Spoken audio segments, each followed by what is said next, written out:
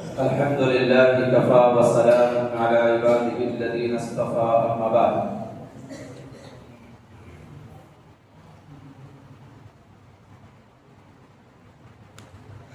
معزز سامعین کرام،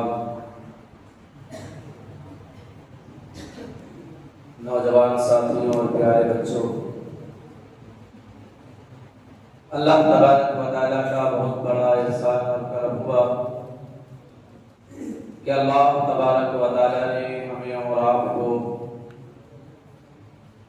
اس عظیم الشان اور بابرکت رات میں اپنے دربار میں حاضر ہو کر قرآن پاک کی مناسبت سے یہاں بیٹھنے کی توفیق عطا فرمائے. یہاں ہم لوگ جو بیٹھے ہیں، بیٹھنے کا مقصد ہے قرآن سیکھنا اور سکھانا، اور یہ جاننا کہ اللہ تعالیٰ نے قرآن میں کیا فرمایا ہے. قرآن بہت عظیم الشان اور بابرکت کتاب ہے. قرآن سیکھنے اور سکھانے والوں کے بارے میں اللہ کے نبی جناب محمد رسول اللہ صلی اللہ علیہ وسلم نے ارشاد فرمایا، خیرکم من تعلم القرآن وعلمہ، رواہ البخاری. اللہ کے نبی فرماتے ہیں کہ اس روئے زمین پر سب سے بہترین شخص وہ ہے جو قرآن سیکھ رہا ہو اور دوسرا سکھانے والا. اس لیے کہ دنیا میں سب سے بہترین کتاب کلام اللہ ہے. تو جب سب سے بہترین کتاب کلام اللہ ہے تو سب سے بہترین انسان وہ ہے جو سیکھنے والا اور سکھانے والا. سب سے بہتر کام کرنے والا بہتر ہوتا ہے، اور سب سے بہتر کام آپ لوگ کر رہے ہیں کہ آج آپ یہاں جو بیٹھے ہیں، یہاں پر آپ کو نہ روپیہ ملنے والا نہ پیسہ ملنے والا ہے، کچھ نہیں. صرف اور صرف آپ یہاں بیٹھے ہیں اس لیے تاکہ ہم جانیں کہ اللہ نے قرآن میں کیا فرمایا ہے. یہ کتاب یوں تو دیکھنے میں ایک سادی سی کتاب لگتی ہے، لیکن سادی سی نہیں بلکہ ہماری زندگی گزارنے کے تمام اصول اللہ تعالیٰ نے اس میں بیان فرمائے. ہم سب کا دستور یہ، جس طرح ملک ہندوستان میں رہنے کے لیے ہمیں ہندوستان کے قانون کو، رولز کو فالو کرنا پڑتا ہے، اسی کے مطابق چلنا پڑتا ہے، تب ہم یہاں کے ایک باعزت شہری کہلاتے ہیں. اگر ہم ہندوستان کے رولز کو فالو نہ کریں تو باعزت نہیں، باعزت شہری نہیں کہا جائے گا، بلکہ کہا جائے گا کہ آپ ملک ہندوستان کے غدار ہیں. اسی طرح اللہ تعالیٰ نے قرآن مقدس میں ہم سب کو زندگی گزارنے کا طریقہ بتایا ہے، سکھایا ہے. جب ہم اس قرآن کے مطابق زندگی گزاریں گے تو سب سے بہترین انسان بن جائیں گے، اور جب اس قرآن کے خلاف زندگی گزاریں گے تو سب سے بدترین انسان بن جائیں گے. تو قرآن صرف پڑھنے کی کتاب نہیں بلکہ قرآن سمجھ کر پڑھنے کی کتاب ہے. قرآن صرف پڑھنے کی کتاب نہیں ہے بلکہ سمجھ کر پڑھنے کی کتاب ہے. یہ قرآن کا بڑا مقام اور مرتبہ ہے، بہت زیادہ. ہم اور آپ یہ سمجھتے ہیں، آج کوئی ڈاکٹر بن جائے تو سمجھتے ہیں اس کا بیٹا بڑا ڈاکٹر بن گیا، بڑے ہی قدر کی نگاہ سے دیکھتے ہیں. انجینئر بن گیا تو سمجھتے ہیں واہ کیا انجینئر بن گیا فلاں کا بیٹا، چرچے ہوتے ہیں ہر جگہ. لیکن اگر کسی کا بیٹا حافظ قرآن بنتا ہے تو اس کو اہمیت ہی نہیں دیتے. ایک مرتبہ ایک شخص تراویح کی نماز پڑھ رہا تھا اور تراویح میں مزار قطار رو رہا، خوب رو رہا. بغل والا سمجھا کہ رو رہا ہے قرآن سمجھتا ہوگا، قرآن میں آیتیں آ رہا ہے عذاب کے یا جنت کی، تو اس کو سمجھ کر کے وہ رو رہا ہے. لیکن جیسے جیسے نماز بڑھ رہی ہے اس کے رونے کی کیفیت بہت زیادہ بڑھ رہی ہے. جب تراویح ختم ہو گئی تو لوگوں نے پوچھا کہ آپ ماشاء اللہ اتنا رو رہے تھے، لگتا ہے قرآن سمجھ رہے، ذرا غور کیجیے گا، دھیان رکھیے گا ادھر ہے، کہا لگتا ہے کہ آپ قرآن سمجھ رہے تھے، کہا نہیں میں قرآن نہیں سمجھ رہا تھا، بلکہ میں رو اس لیے رہا تھا، میں رو اس لیے رہا تھا کہ جو تراویح پڑھانے والا تھا وہ میرا بیٹا تھا، جو میرا بیٹا تراویح پڑھا، میں اس کا باپ ہوں، کہ آج میں اتنا خوش نصیب ہوں کہ میرا بیٹا اس تراویح پڑھا رہا ہے، لوگوں کو محراب سنا رہا ہے، میں اس لیے رو رہا ہوں کہ اللہ نے میرے بیٹے کو اس قابل بنایا ہے۔ تو حافظ قرآن کا باپ ہونا بڑی خوش قسمتی کی بات ہے، سب کے مقدر میں نہیں ہے۔ ہاں اللہ کے نبی فرماتے ہیں کہ میدان محشر میں حافظ قرآن کے والد کے سر پر تاج رکھا جائے گا۔ کیا رکھا جائے گا؟ ہاں میدان محشر میں سب لوگ ہوں گے، تمام انسان ہوں گے، پوچھیں گے یہ کون ہے؟ کہ سب کوئی ادھر نیکی کے لیے بھاگ رہا، ادھر کوئی رو رہا، ادھر کوئی چیخ رہا، کوئی پسینے میں ڈوبا ہے، یہ کون شخص ہے جن کے سر پر تاج رکھا جا رہا ہے؟ اور تاج بھی ایسا کہ سورج کے سامنے لایا جائے تو سورج کی روشنی اس کے سامنے ماند پڑ جائے، پھیکی پڑ جائے۔ جب بتایا جائے گا انہیں کہ یہ وہ آدمی ہے جس نے اپنے بیٹے کو حافظ قرآن بنایا تھا، تو لوگ کہیں گے اس وقت اے کاش میں نے بھی اپنے بچے کو حافظ قرآن بنایا ہوتا تو آج میرے سر پر بھی تاج رکھا جا رہا ہوتا۔ وہ لوگ کہہ رہے ہوں گے جو ادھر ادھر بھاگ رہے ہیں، صرف ماں باپ کو پہنایا جائے گا، جنتی جوڑے پہنائے جائیں گے، ہاں جنتی لباس، جس کے حافظ قرآن کے والدین کو، وہ کتنے خوش نصیب ہیں۔ قیامت کے دن سب لوگ بھاگ رہے ہوں گے، سب لوگ، ڈاکٹر بھی، انجینئر بھی، تمام لوگ بھاگ رہے ہوں گے کہ مجھ سے کوئی ایک نیکی نہ مانگ لے، لیکن یہ حافظ قرآن ہوگا جو اپنے ماں باپ کو ڈھونڈ رہے ہوں گے، میرے اپی ابو کی گھر کی جنت میں لے کے جاؤ، یہ نہیں بھاگ رہے ہوں گے۔ کتنی خوش قسمتی کی بات۔ مقدر والوں کہتے نہیں کہ ہر شیشی میں عطر نہیں رکھا جاتا، شراب بھی ہوتا ہے، عطر کی شیشی بھی دیکھ کر پہچان لیتا ہے کہ آدمی سنبھال کر رکھتا ہے، تو ہر سینہ اس قابل نہیں کہ اس میں قرآن رکھا جائے۔ اللہ جس سینے کو قبول کرتا ہے، جس سینے کو پسند کرتا ہے، اس سینے میں قرآن اللہ تعالیٰ ڈالتا ہے۔ ہر برتن میں دودھ نہیں رکھا جاتا، صاف ستھرے برتن میں رکھا جاتا ہے، تو ہر سینے میں قرآن نہیں اترتا۔ جو سینہ اللہ تعالیٰ نے قبول کر لیا، جس انسان کو اللہ نے قبول کر لیا، اس سینے میں قرآن اترتا ہے۔ یہ وہ علوم ہے، یہ وہ قرآن ہے جس قرآن کو اللہ نے اپنے نبی پر نازل فرمایا۔ اسی لیے کہا کہ العلماء ورثۃ الانبیاء، کہ علماء انبیاء کے وارث ہیں۔ انبیاء کیا لے کر آئے؟ نبی کیا لے کر آئے؟ قرآن۔ تو نبی کے اوپر جو کلام اترا اور حافظ قرآن وہ نبی کے علم کو پڑھنے والے سوچ سکتے ہیں۔ اسی لیے کہا انبیاء کے وارث کون ہے؟ علماء ہے، علماء انبیاء کے وارث ہیں، سوچ سکتے ہیں۔ سمندر کی مچھلیاں تک عالموں کے لیے دعائیں کرتی ہیں، سمندر کی مچھلیاں تک حافظ قرآن کے والدین کے ساتھ یہ انعام اور اکرام ہوگا۔ صحابی پوچھ پڑے یا رسول اللہ، جب اتنا مقام اور مرتبہ حافظ قرآن کے والدین کا ہے، حافظ قرآن کا مقام اور مرتبہ کیا ہوگا؟ اللہ کے نبی نے فرمایا کہ حافظ قرآن جو اس دنیا میں یہ قرآن جو تم کو دیکھ رہے ہو، یہ قرآن کل قیامت کی دن آئے گا میدان محشر میں۔ یہ قرآن کی شکل میں نہیں ہوگا، بلکہ یہ قرآن بھی ایک جسم کی شکل میں ہوگا۔ اب سمجھانے کے لیے کہہ رہے کہ ایک انسان کی شکل میں ہوگا۔ حافظ قرآن کا ہاتھ پکڑے گا کون؟ یہ قرآن۔ کس کا ہاتھ؟ حافظ قرآن کا ہاتھ پکڑے گا اور لے کر آئے گا کہاں؟ اللہ کے پاس۔ اے اللہ، اس نے دنیا میں مجھے اپنے سینے میں بسایا تھا، محفوظ کیا تھا۔ اے اللہ، اس نے مجھے یاد کیا تھا راتوں کو جاگ کر، بھوکے پیاسے رہ کر۔ اے اللہ، میں آپ سے سفارش کرتا ہوں اس حافظ قرآن کے لیے کہ اللہ تو اسے کیا کر دے، اسے جنتی جوڑا پہنا دے۔ اللہ کا حکم ہے فرشتوں حافظ قرآن کے سر پر تاج رکھا جائے. کیا رکھا جائے؟ حافظ قرآن کے سر پر تاج رکھا جائے. پھر قرآن کہے گا یا اللہ یہ کافی نہیں، اللہ نے جنتی جوڑا پہنایا جائے اور عزت کی جائے اس کی.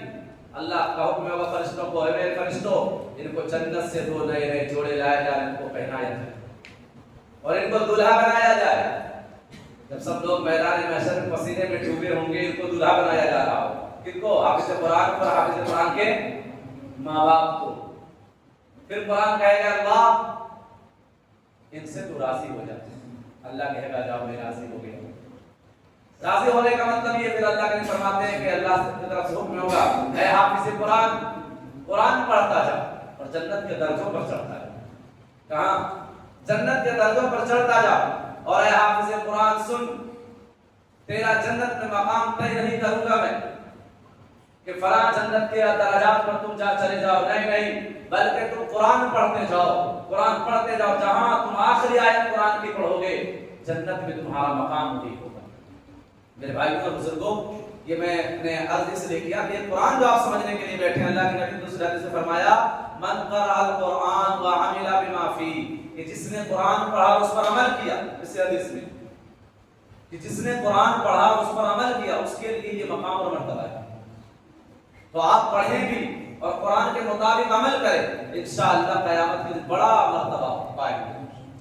لیکن یہ نیت رکھیں کہ ہمیشہ قرآن سے وابستہ رہنا ہے، قرآن کو سیکھتے رہنا ہے. بعض لوگ کہتے ہیں کہ جو آدمی قرآن سیکھنے کے لیے لگا ہو اور سیکھتے سیکھتے اس کا انتقال ہو گیا ہو، اللہ تعالیٰ اسے بھی حافظ قرآن بنا کر اٹھائے، کیونکہ اس کی موت آ گئی بیچ میں. جو حافظ قرآن بن رہا تھا حافظ قرآن نہیں بن پایا، موت آ گئی، قیامت کے دن وہ بھی حافظ قرآن بن کر اٹھے گا. جو عالم دین بن رہا تھا نہیں بن پایا، بیچ میں انتقال ہو گیا، اللہ تعالیٰ قیامت کے دن اسے عالم دین بنا کر اٹھائے. تو آپ سیکھنے کی نیت کریں کہ آپ کو روزانہ سیکھنا ہے. لیکن بڑے افسوس کے ساتھ کہنا پڑتا ہے کہ اتنا سب کچھ جاننے کے باوجود شوق اور جذبہ نہیں ہوتا.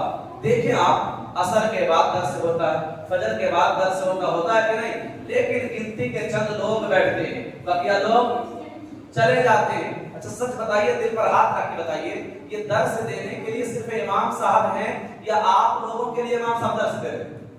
درس کس کے لیے دے رہے ہیں؟ پبلک کے لیے نا، کہ اپنے لیے؟ اور پبلک کے اٹھ کے چلے جائے، بتائیے کتنا شوق ہوگا ان کو درس دینے کا. آپ لوگ سمجھ لیں امام صاحب ہم نے آپ کی ڈیوٹی لگا دی ہے، درس دینا آپ کا کام، ہم سنیں نہ سنیں آپ اپنا درس دیجیے. اچھا بتائیے مزہ آئے گا امام صاحب جب سب لوگ بیٹھتے ہیں؟ کتنا اچھا لگ رہا ہوگا.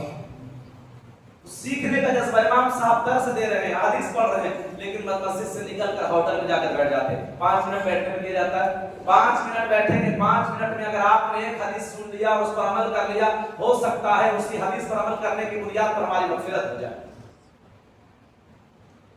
لیکن نہیں، ہم نے امام صاحب کو ڈیوٹی بجانے کے لیے لگا دیا کہ امام صاحب کا کام ہے پڑھنا. ہاں امام صاحب نہ ایک دن درس دے، پھر ہنگامہ ہو جائے گا، امام صاحب نے درس نہیں دیا. کیوں نہیں دیا؟ ہم روزانہ نہیں بیٹھ رہے ہیں، کوئی پوچھنے والا نہیں. امام صاحب ایک دن نہ بیٹھے تو مسئلہ ہو جائے گا. ہوگا کہ نہیں ہوگا؟ کیوں؟ یہ صرف امام کا کام ہے. امام کا کام تو نماز پڑھانا ہے. درس تو سب کے لیے ہے نا، سمجھنا تو سب کو ہے، عمل کرنا سب کو، سیکھنا سب کو ہے. اللہ کے نبی نے کیا فرمایا؟ طلب العلم فریضۃ علی کل مسلم. علم کا سیکھنا ہر مسلمان پر فرض ہے. یہ نہیں کہا صرف حافظ قرآن بیٹا عالم دین سیکھے، نہیں، سب پر فرض ہے. قیامت کے دن یاد رکھ کے میدان محشر میں 5 سوال ہوں گے، ان سوالوں میں سے ایک سوال یہ ہے سب سے ہوگا، ٹوٹل جتنے لوگ مسلمان ہیں، کہ بتاؤ تم نے کتنا علم سیکھا اور کتنا عمل کیا. سوچیں اس سوال کا جواب ہمارے پاس ہوگا. جب ہم نہیں سیکھیں گے تو کیا جواب دیں گے؟ کہ اللہ درس سے ہو رہا تھا، ہم مسجد سے باہر نکل جاتے تھے، یہی کہیں گے؟ بتائیے اللہ تعالیٰ ناراض ہوں گے کہ خوش ہوں گے؟ ناراض ہوں گے. بتائیے قیامت کے دن اللہ تعالیٰ کی ناراضگی کون مول لے گا؟ اب جس سے اللہ تعالیٰ قیامت کے دن ناراض ہو جائے، بتائیے اس کا کیا حشر ہوگا؟ میرے بھائیوں اور بزرگوں، میرا کہنے کا مقصد یہ تھا کہ جو ہم قرآن سیکھنے کے لیے بیٹھے ہیں، کوئی عام کتاب نہیں، اللہ کی کتاب ہے، اللہ کا کلام ہے. ایک ایک حرف پر 10 نیکیاں اللہ تعالیٰ عطا فرماتا ہے. کتنا؟ 10 نیکی ہر ایک حرف پر.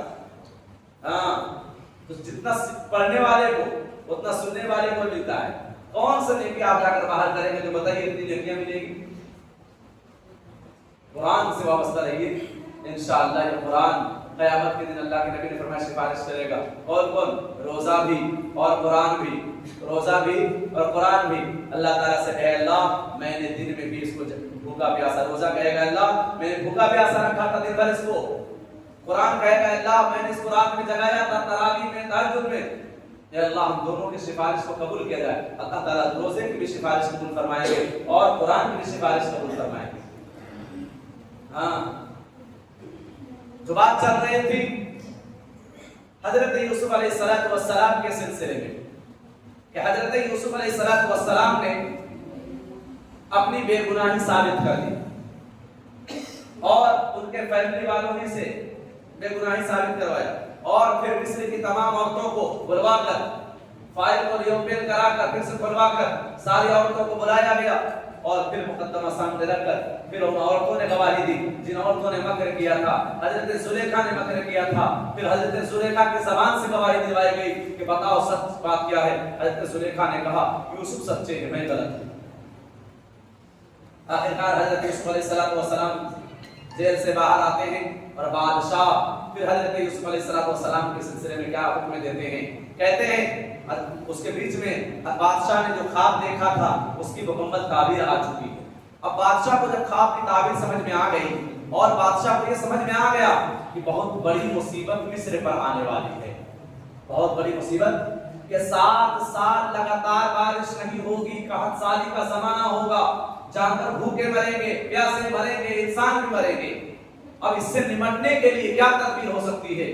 हजरत यूसुफ अलैहिस्सलाम से बादशाह ने कहा कि हम क्या करते हैं? क़ाल इन्नकल यौम लदैना मकीनुन अमीन, ऐ यूसुफ आज से तुम्हारा एक बुलंद मकाम होगा हमारे पास, तुम्हें एक खास ओहदा दिया जाएगा, हम तुमको अपना मुशीर बना लेंगे, हम तुमको अपना राज़दार बना लेंगे। कौन कह रहे? बादशाह।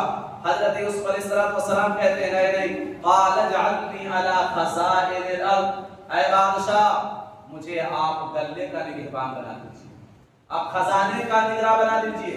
एक हदीस पाक में आता है, जरा समझेंगे। अल्लाह के नबी सल्लल्लाहु अलैहि वसल्लम ने इरशाद फरमाया जो ओहदा खुद से मांगे, जो ओहदा खुद से मांगे अल्लाह ताला उसको उस ओहदे के हवाले कर देता, अल्लाह मदद नहीं करता। अल्लाह उसकी मदद, जैसे आदमी खुद जाकर कहे कि मैं ये काम करूंगा, मुझे ये काम दे दीजिए, मुझे सरदार बना दीजिए, मान लीजिए, तो अब अगर खुद से इंसान सरदार बन जाए तो अल्लाह की मदद नहीं होगी, लोग उसको बना दे तो मदद होगी। बात समझे? दो बातें हैं कि लोग बना दे तो अल्लाह ताला की तरफ से मदद होगी कि अल्लाह ताला उनके फैसले में उनको सच्चाई का रास्ता दिखाएगा, लेकिन खुद बन जाएगा तो फिर अल्लाह ताला की तरफ से मदद नहीं होगी उसकी, अल्लाह उसको उसके हाल पर छोड़ देगा। फिर ऐसे ही सरदार और ऐसा ही बादशाह दुनिया में फसाद बर्पा करता है। क्योंकि जब इंसान खुद से बनता है तो उसकी लालच होती है, और जब खुद से नहीं बनता तो लालच नहीं होती है। समझ में आ रही बात कि नहीं?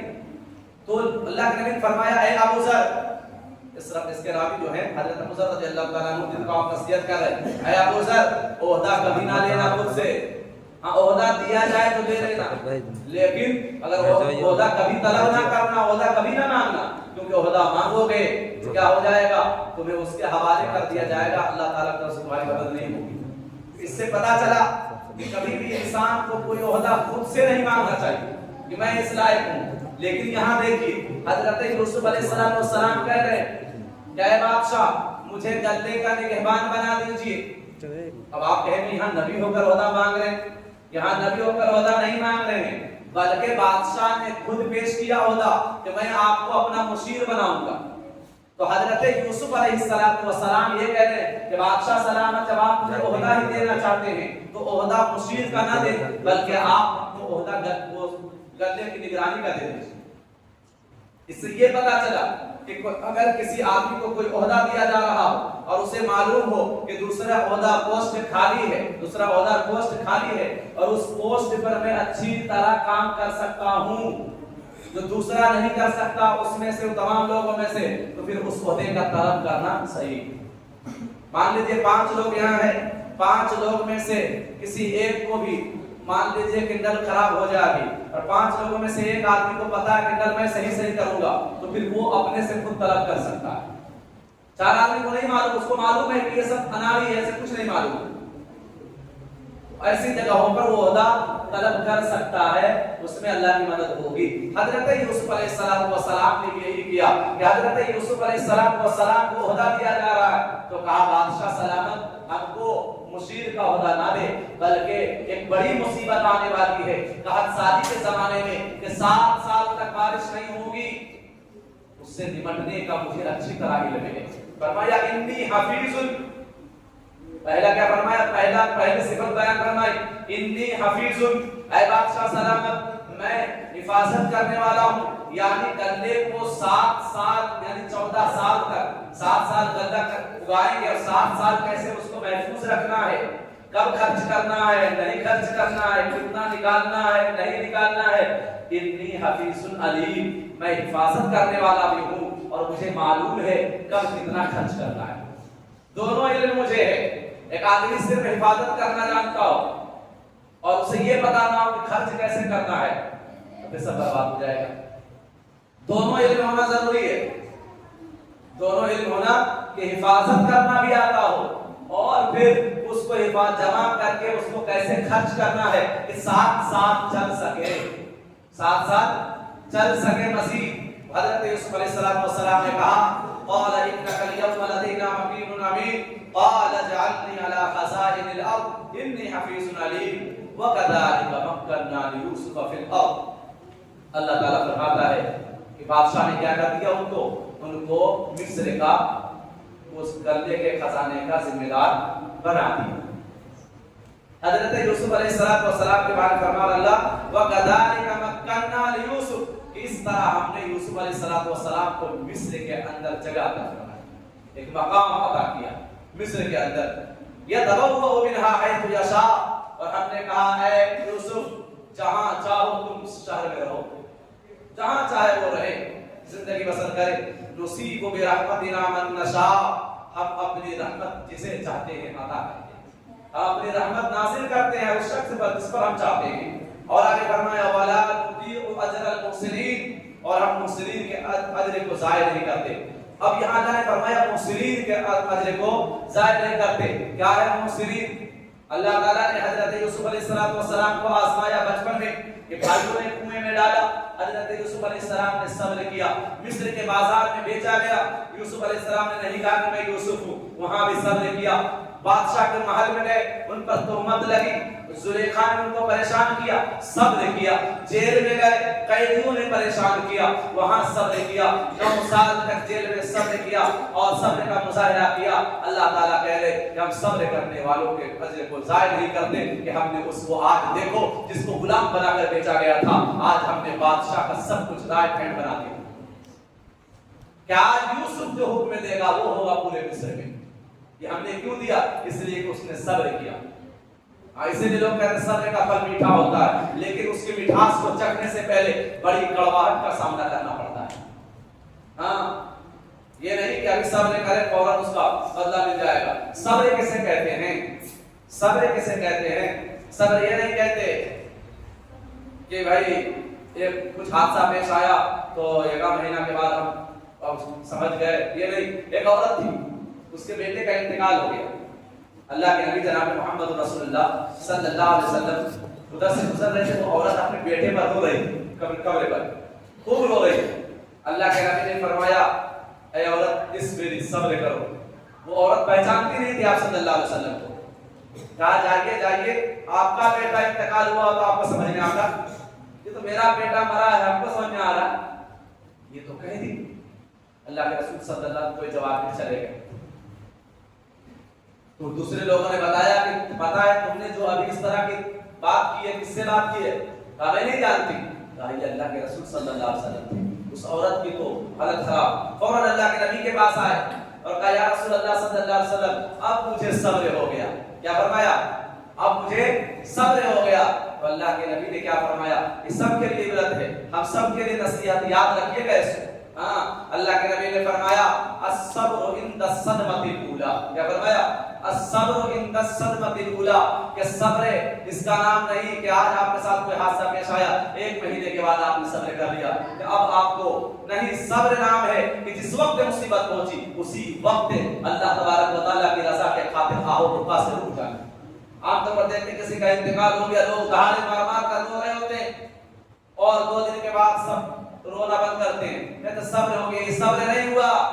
اللہ کے نبی نے فرمایا بعد میں تو صبر ہر ایک کو ہو جاتا ہے، لیکن کتنا دن روئے گا کوئی؟ 2 دن 3 دن 4 دن 5 دن 1 مہینہ، پھر تو بند ہی ہو جانا ہے نا، ہوگا کہ نہیں ہوگا؟ صبر یہ ہے کہ جس وقت مصیبت پہنچی اس وقت اپنے آنکھوں سے آنسو نکلے لیکن آواز نہ نکلے۔ مطلب یہ ہے کہ اگر کسی کا انتقال ہو جائے تو آنکھوں سے آنسو آنا یہ عین رحمت ہے۔ نبی کی آنکھوں سے بھی آنسو آ گئے جب حضرت ابراہیم علیہ السلام کا انتقال ہوا۔ آپ کے بیٹے ابراہیم، آپ صلی اللہ علیہ وسلم بیٹے کا نام ابراہیم تھا، تو بچپن میں انتقال ہو گیا، گود میں اللہ کے نبی ہاتھ میں لیے ہوئے، آنکھوں سے آنسو گر رہے ہیں۔ صحابہ کہتے ہیں یا رسول اللہ آپ بھی رو رہے ہیں؟ کہا یہ تو وہ رحمت اللہ تعالیٰ جسے چاہتا عطا کرتا ہے، یعنی آنکھوں سے آنسو آنا یہ رحمت ہے۔ آپ رو سکتے ہیں لیکن آواز نکال کر تو دہاڑ دہاڑ کر رونا، چیخ چیخ کر رونا یہ نوحہ ہے، نوحہ اسلام میں ناجائز ہے اور حرام۔ سمجھنا ہے بات؟ اسی لیے اللہ کے نبی نے دوسرے موقع پر فرمایا کہ کسی انسان کا انتقال ہو جاتا ہے، اس کے گھر والے روتے ہیں تو پھر اس کا عذاب، اس کے رونے کا عذاب میت کو ہوتا ہے، عذاب دیا جاتا ہے کس کو؟ ہاں یعذب ببکاء اہل بیتہ، کہ میت کو عذاب دیا جاتا، جنازے کو عذاب دیا جا رہا ہوتا ہے، کیوں؟ اس کے گھر والے رو رہے ہیں۔ ایک بات سمجھ میں نہیں آتی، سمجھے، کوشش کرے حدیث کو کہ رو رہا ہے زندہ آدمی لیکن عذاب ہو رہا ہے اس جانے والے کو، اس کا کیا دخل؟ وہ تو چلا گیا، اس نے کہا رونے کے لیے، اس کو نہیں کہا نا، تو پھر مردے کو عذاب کیوں ہو رہا ہے؟ اس لیے ہو رہا ہے کہ اس نے منع نہیں کیا رونے سے۔ یعنی یہ زندگی میں یہ بات اپنی اولاد کو، اپنے اہل خانہ کو تعلیم دے دینا ہے کہ ہمارے انتقال کے بعد رونا نہیں، مطلب رونا آنسو نکلے لیکن آواز نوحہ نہ کرنا، یہ اس نے اپنی فیملی کو بتایا نہیں تھا جس کی وجہ سے اس کی فیملی رو رہی ہے، یہ اس کی ذمہ داری تھی بتانا، اس نے اپنی ذمہ داری پوری نہیں کی، اس لیے اس کی وجہ سے اس کو عذاب ہو رہا ہے، اس لیے اس کو سمجھا رہے بات۔ تو مسئلہ ہے صبر کا، تو صبر کب کریں گے؟ صبر پہلے مرحلے میں ہے، سمجھنا رہی بات کریں۔ فوراً حضرت یعقوب علیہ السلام کا پیچھے واقعہ بھی گزرا، یوسف علیہ السلام کو کہا بھیڑیا کھا گیا، تو حضرت یعقوب علیہ السلام نے کیا کہا؟ فوراً کہا فصبر جمیل، اب تو خوبصورت صبر کے علاوہ کچھ نہیں ہے، میں صبر کرتا ہوں۔ یہ نہیں کہ رونے بیٹھ گئے، ہاں روئے، حضرت یعقوب علیہ السلام اتنا روئے، ابھی آگے بات آئے گی، اتنے روئے لیکن دہاڑے مار کر نہیں، آنسو گرتے رہے، اتنے روئے کہ نابینا ہو گئے، آنکھوں کی روشنی چلی گئی، کن کی جدائی میں؟ بیٹے کی جدائی میں۔ مفسرین لکھتے ہیں یاد رکھیں کہ جب حسن ایسا ہوتا ہے تو ہر حسن میں آزمائش ہوتی ہے، ہاں ہر خوبصورت چیز میں آزمائش ہوتی ہے۔ حضرت یوسف علیہ السلام کی محبت اتنی دل میں بیٹھ گئی تھی کہ ایک پل بھی جدا ہونا باپ کو گوارا نہیں تھا۔ اللہ نے کہا اچھا، سوچے غور کیجیے گا میری بات پر، اللہ نے کہا اچھا تم یوسف سے، میرے ہوتے ہوئے تم یوسف سے اتنی محبت کر رہے ہو، یہ محبت تو مجھ سے ہونی چاہیے تھی، دو میں تم سے یوسف کو ہی جدا کر دیتا ہوں۔ اللہ نے کیا کر دیا؟ اسی لیے اللہ کے نبی نے فرمایا واللہ لا یؤمن، کہ وہ ایمان والا نہیں ہو سکتا حتی اکون احب الیہ من والدی وولدی والناس اجمعین۔ اللہ کے نبی فرماتے ہیں وہ ایمان والا نہیں ہو سکتا جب تک کہ میں انسان کے نزدیک دنیا کی تمام چیزوں سے زیادہ محبوب نہ رہے، حتیٰ کہ اولاد سے بھی زیادہ، جب تک انسان مجھ سے محبت نہ کرنے لگے۔ دوسرے حدیث میں کہ اللہ اور اس کے رسول سے محبت سب سے زیادہ نہ کرے، وہ ایمان والا نہیں ہو سکتا۔ یعنی ایک انسان کو سب سے زیادہ محبت کس سے ہونی چاہیے؟ اللہ اور اس کے رسول سے۔ حضرت عمر فاروق رضی اللہ تعالیٰ، بخاری کی روایت ہے، اس کے راوی حضرت ہشام جا رہے تھے کہیں، اللہ کے نبی صلی اللہ علیہ وسلم کے ہاتھ میں ان کا ہاتھ تھا، اللہ کے نبی سے حضرت عمر فاروق رضی اللہ عنہ یا رسول اللہ میں دنیا کی تمام چیزوں سے زیادہ آپ سے محبت کرتا ہوں، دنیا کی تمام چیزوں سے زیادہ آپ سے محبت کرتا ہوں الا نفسی، لیکن اپنے نفس سے زیادہ آپ سے محبت نہیں کرتا، یعنی اپنی جان سے زیادہ آپ سے محبت نہیں کرتا۔ اللہ کے نبی نے فرمایا ہے عمر تمہارا ایمان مکمل نہیں ہے۔ کن سے کہہ رہے ہیں؟ اس عمر سے جس عمر کے بارے میں اللہ کے نبی فرما رہے ہیں کہ میرے بعد کوئی نبی ہوتا تو عمر ہوتا۔ کہہ رہے عمر تمہارا ایمان مکمل نہیں۔ حضرت عمر رضی اللہ تعالیٰ عنہ کی دنیا ہل گئی، کہا یا رسول اللہ صلی اللہ علیہ وسلم، کیا فرمایا کہ اے عمر میں اس وقت تک جب تک تم مجھ سے دنیا کی تمام چیزوں سے اور اپنی جان سے بھی زیادہ مجھ سے محبت نہیں کرو گے تب تک تم ایمان والے نہیں ہو سکتے۔ حضرت فاروق رضی اللہ عنہ نے فرمایا یا رسول اللہ صلی اللہ علیہ وسلم اب میں اپنی جان سے بھی زیادہ آپ سے محبت کرتا ہوں، یعنی ایک طرف میری جان جا رہی ہو دوسری طرف آپ کی جان بچانے کی ذمہ داری ہو تو میں اپنی جان دے کر آپ کی جان بچاؤں گا، اپنی جان کی پرواہ نہیں کروں گا۔ صحابہ نے یہ ثابت کر کے دکھایا کہ کفار تیر مار رہے ہیں، تیر آنکھوں سے صحابہ روک رہے ہیں، بدن سے روک رہے ہیں، اللہ کے نبی صلی اللہ علیہ وسلم کی حفاظت کرنے، یہ صحابی تھے۔ تو ہمیں تیر بس کھانے کی ضرورت نہیں، ہمیں تیر کا سر میں برداشت کرنے کی ضرورت نہیں، بس اللہ کے نبی کی سنتوں کو اپنی زندگی میں داخل کر لیں۔ ہاں اللہ کے نبی نے کیا فرمایا اور پھر اللہ کے نبی نے فرمایا زمانہ کس چیز کا چل رہا؟ فتنے کا زمانہ چل رہا، جدھر دیکھیے آزمائش ہی آزمائش ہے کہ انسان سنتوں کو چھوڑ رہا ہے، قرآن حدیث کو چھوڑ رہا ہے۔ اللہ کے نبی نے فرمایا من تمسک بسنتی عند فساد امتی فلہ اجر مئات شہید، کہ جب دنیا میں فتنے کا زمانہ ہوگا اور اگر کوئی انسان اس زمانے میں سنت پر عمل کرے گا تو اس کو شہید کے برابر ثواب ملے گا، ایک دو نہیں 100 شہیدوں کا ثواب، فلہ اجر مئات شہید۔ ہاں اب دیکھیے کہ مسواک کی سنت غائب ہو گئی کہ نہیں ہو گئی؟ قیلولہ کی سنت غائب ہو گئی کہ نہیں ہو گئی؟ کتنے لوگ ہیں کھانا کھا کر اس نیت سے لیٹتے ہیں کہ نبی کی سنت ہے کچھ دیر لیٹنا، نہیں لیٹتے ہے نا، اس قیلولہ کرنا سنت ہے۔ جب بات آئی تو ذرا فائدہ جانتے جائیے کہ قیلولہ کرنے سے کیا فائدہ ہے۔ نبی اکرم صلی اللہ علیہ وسلم نے قیلولہ کی سنت کیوں بتائی؟ محدثین لکھتے ہیں قیلولہ کا جو انسان کر لیتا ہے دوپہر میں کھانا کھانے کے بعد تو صبح سے شام تو صبح سے دوپہر تک اگر اس پر جادو کبھی کسی نے کیا ہو نظر بھی لگایا ہو تو قیلولہ کرنے سے اللہ تبارک و تعالیٰ اس سنت کی برکت سے جادو کا اثر کو ختم کر دیتا ہے۔ کیا کر دیتا ہے؟ جادو کا اثر ختم کر دیتا ہے۔ قیلولہ کی سنت اس نیت سے سوئے کچھ دیر کہ یہ نبی کی سنت ہے۔ مسواک نبی کی سنت ہے کہ نہیں ہے؟ لیکن دیکھ لیے رمضان میں ہم بعض لوگ کر رہے ہیں، ٹھیک ہے، لیکن رمضان کے بعد کہاں ہے؟ سب کے گھر میں برش ہے کہ نہیں؟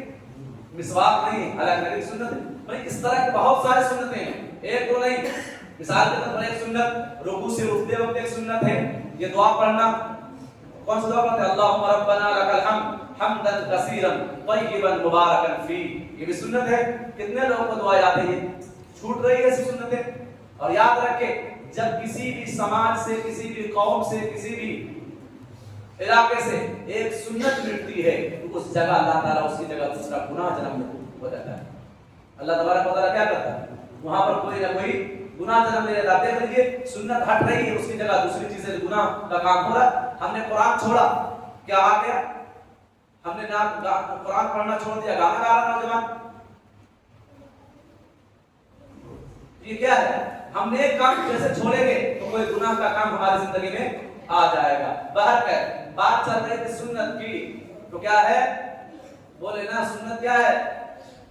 صبر کیا ہے؟ کس وقت کرنا ہے؟ کس وقت صبر کرنا؟ پہلے مرحلے میں حضرت یوسف علیہ السلام نے بادشاہ سے کیا کہا؟ بادشاہ سلامت مجھے بنا دیجئے خزانے کا مالک۔ چنانچہ بادشاہ نے انہیں خزانے کا مالک بنا دیا، گلے کا نگہبان بنا دیا اور کہا یوسف اب آپ کی جیسی مرضی ہے، جس طرح اللہ خرچ کرنا ہے، کیسے 7 سال تک کھیتی کی جائے گی، کھیتی باڑی کی جائے گی، اب 7 سال تک کھیتی باڑی کرے۔ حضرت یوسف علیہ السلام کا پورا عہدہ سنبھال لیا۔ بادشاہ یوں کہے کہ ایک چہرہ تھا لیکن اصل حکم یوسف علیہ السلام کا تھا، جو بھی حکم ہوتا تھا یوسف علیہ السلام۔ بادشاہ سمجھ گئے کہ کوئی خاص ہے، ان کا جو بھی مشورہ وہ ماننا ہے، بس بادشاہ کہتے ہیں ہاں یہ کام کرنا، یہ کرنا ہے، اور فوراً بادشاہ کیا کرتا؟ سگنیچر کر دیتا، ذرہ برابر تعامل نہ کرتا، جھجکتا نہیں یہ فیصلہ لوں یا نہ، نہیں فوراً مان لیتے۔ تو اللہ نے فرمایا ولا نضيع اجر المحسنین، ہم صبر کرنے والوں کے اجر کو ضائع نہیں کرتا۔ آج آپ صبر کر رہے ہیں، انشاءاللہ اس کا اجر ملے گا، اس کا اجر ملے گا۔ کبھی کبھی اس صبر کی جو مدت ہوتی ہے کافی لمبی ہو جاتی ہے، ہاں کبھی کبھی کافی لمبی ہو جاتی ہے صبر کی مدت، ایک نہیں 2 دن نہیں، نہ کتنے سال، بچپن سے لے کر جوانی تک چلی جاتی ہے، اور اس صبر کا پھل جا کر کے جوانی میں ملتا ہے۔ حضرت یوسف علیہ السلام بچپن سے صبر کرتے رہے، کتنا صبر کیا، اور جا کر جوانی میں پھر ان کو یہ صبر کا پھل ملا۔ وَلَأَجْرُ الْآخِرَةِ خَيْرٌ، پھر اللہ فرماتا ہے اور آخرت کا اجر خیر بہتر ہے، بہترین ہے کن لوگوں کے لیے؟ لِلَّذِينَ آمَنُوا، ایمان والوں کے لیے، وَكَانُوا يَتَّقُونَ، اور جو لوگ اللہ سے ڈرتے ہیں، جو اللہ کا ڈر اور خوف رکھتے ہیں، ان کے لیے تو آخرت کا اجر کیا ہے؟ بہت بہترین ہے۔ میں نے آج تفسیر میں کہی تھی کہ آپ متقی کیسے کہتے ہیں، متقی کے لیے کیا اللہ نے تیار کر کے رکھا ہے؟ اللہ نے قرآن ہی میں فرما دیا اعدت للمتقین، کس کے بارے میں؟ کہ جنت ہم نے تیار کر رکھی ہے متقیوں کے لیے۔ ہاں کیا تیار کر رکھی ہے؟ جنت۔ اور جنت کے بارے میں اللہ کے نبی فرماتے ہیں کہ جنت وہ ہے کہ جسے کسی آنکھ نے نہیں دیکھا، جسے کسی کان نے نہیں سنا، کسی انسان کے دل پر ابھی تک اس کا کھٹکا تک نہیں آیا کہ جنت کیسی ہے۔ یہ تو مثال کے طور پر ساری بتائی جا رہی ہے، یعنی جتنی چیزیں بتائی جا رہی جنت کے بارے میں وہ مثال کے طور پر وہاں جائیں گے تو اس سے عمدہ تر پائیں گے۔ ہاں کیا ہے جنت؟ آخری جنتی کے بارے میں آپ نے پڑھا کہ نہیں؟ جنت اور جو آخری جنتی کہتے ہیں کہ سب سے آخر میں جنت میں جانے والا وہ کوئلہ ہو چکا ہوگا جل کے جہنم میں، بالکل کوئلہ۔ اللہ کہے گا اس سے اچھا یہ بتاؤ تم کو اس جہنم کی آگ سے کنارے لا دوں، کیا کہتے ہو؟ دوسرا کوئی سوال تو نہیں کرو گے کہ اللہ کوئی سوال نہیں کرو گے، اس کنارے لا دیجیے، ہاں کیا کر دیجیے؟ کنارے لا دیجیے۔ سوچ لو کوئی سوال دوبارہ نہیں، کہا نہیں اللہ کوئی سوال نہیں کروں گا، فرشتوں کو ہمیشہ کنارے لا۔ تو وہ لائے گا تو دیکھے گا کہیں دور میں ایک درخت ہے اور وہاں پانی وغیرہ رہا جائے گا، کہا اللہ ذرا اس درخت کے قریب کر دیجیے، ذرا جاؤں وہاں پانی پیوں پھل وغیرہ کھاؤں۔ کہے گا میں نے کہا تھا نا کہ تم دوسرا کوئی سوال نہیں کر، تم نے وعدہ کیا تھا نا کہ اللہ یہ آخری مرتبہ، کہا دوبارہ سوال تو نہیں کرو گے؟ پھر اللہ کہہ رہے ہیں دوبارہ سوال تو نہیں کرو گے کہ اللہ آپ دوبارہ کوئی سوال نہیں، بس اس درخت کے قریب کر دیجیے کہ وہاں ذرا چھاؤں میں لیٹ جاؤں آرام کروں۔ کہے گا ٹھیک، فرشتوں کو حکم ہوگا لے جاؤں گا۔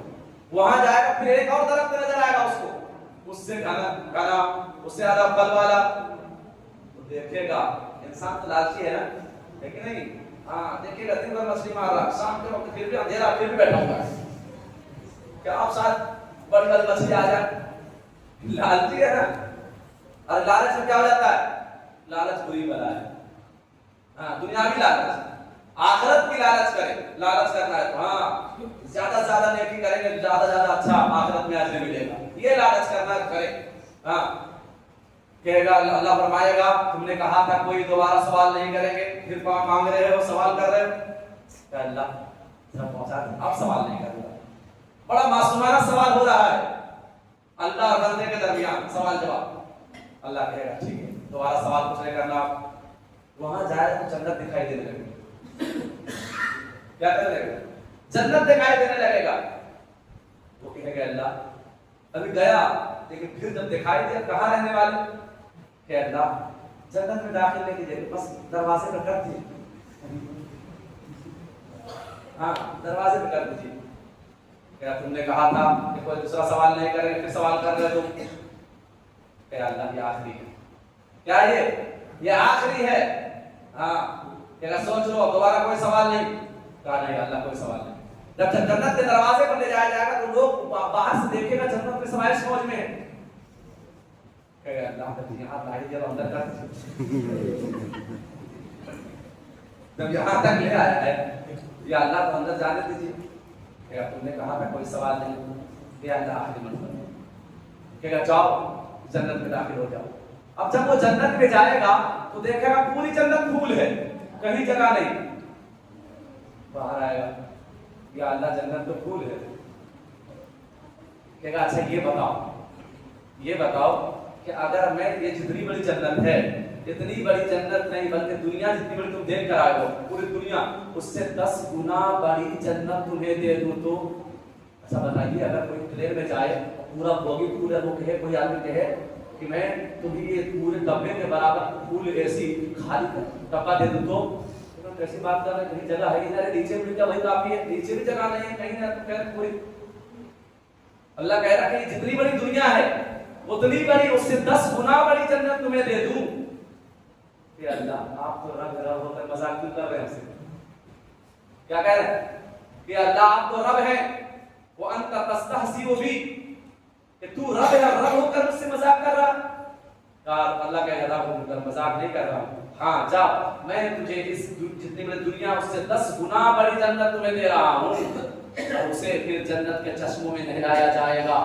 جنتی لباس پہنایا جائے گا جل کے کوئلہ ہو چکا تھا وہ اب 14ویں رات 14ویں کے چاند سے بھی زیادہ اس کا چہرہ چمک رہا ہوگا ایک غسل میں سب کچھ بالکل پھر سے دنیا میں کوئی کالا گورا ہے آخرت میں جنت میں سب روشن چمکدار چہرے والا ہوگا دنیا میں سب کے داڑھی ہے آخرت میں داڑھی نہیں ہوگی یہاں داڑھی نہیں رکھیں گے تو وہاں پہ جائیں گے کیسے یہ بھی سوچیں ہے نا جنت میں کسی کی داڑھی بالکل سب خوبصورت حسین نوجوان اسی طرح کا ایک واقعہ حضرت ابو ہریرہ رضی اللہ تعالیٰ عنہ وضو کر رہے ہیں اللہ کے نبی نے فرمایا ابو ہریرہ جو آدمی جتنا وضو کر وضو میں ہاتھ دھوئے گا نا اللہ تعالیٰ اتنا زیور پہنائے گا ہاں جنت میں مرد کیا کرے گا زیور پہنے گا جی ہاں جنت میں مرد بھی زیور پہنے گا میرے نوجوان ساتھیوں یہاں نہ پہننا ہاں یہاں عورتوں کے لیے زیور ہے مردوں کے لیے اللہ کے نبی نے لعنت فرمائی ایسے مردوں پر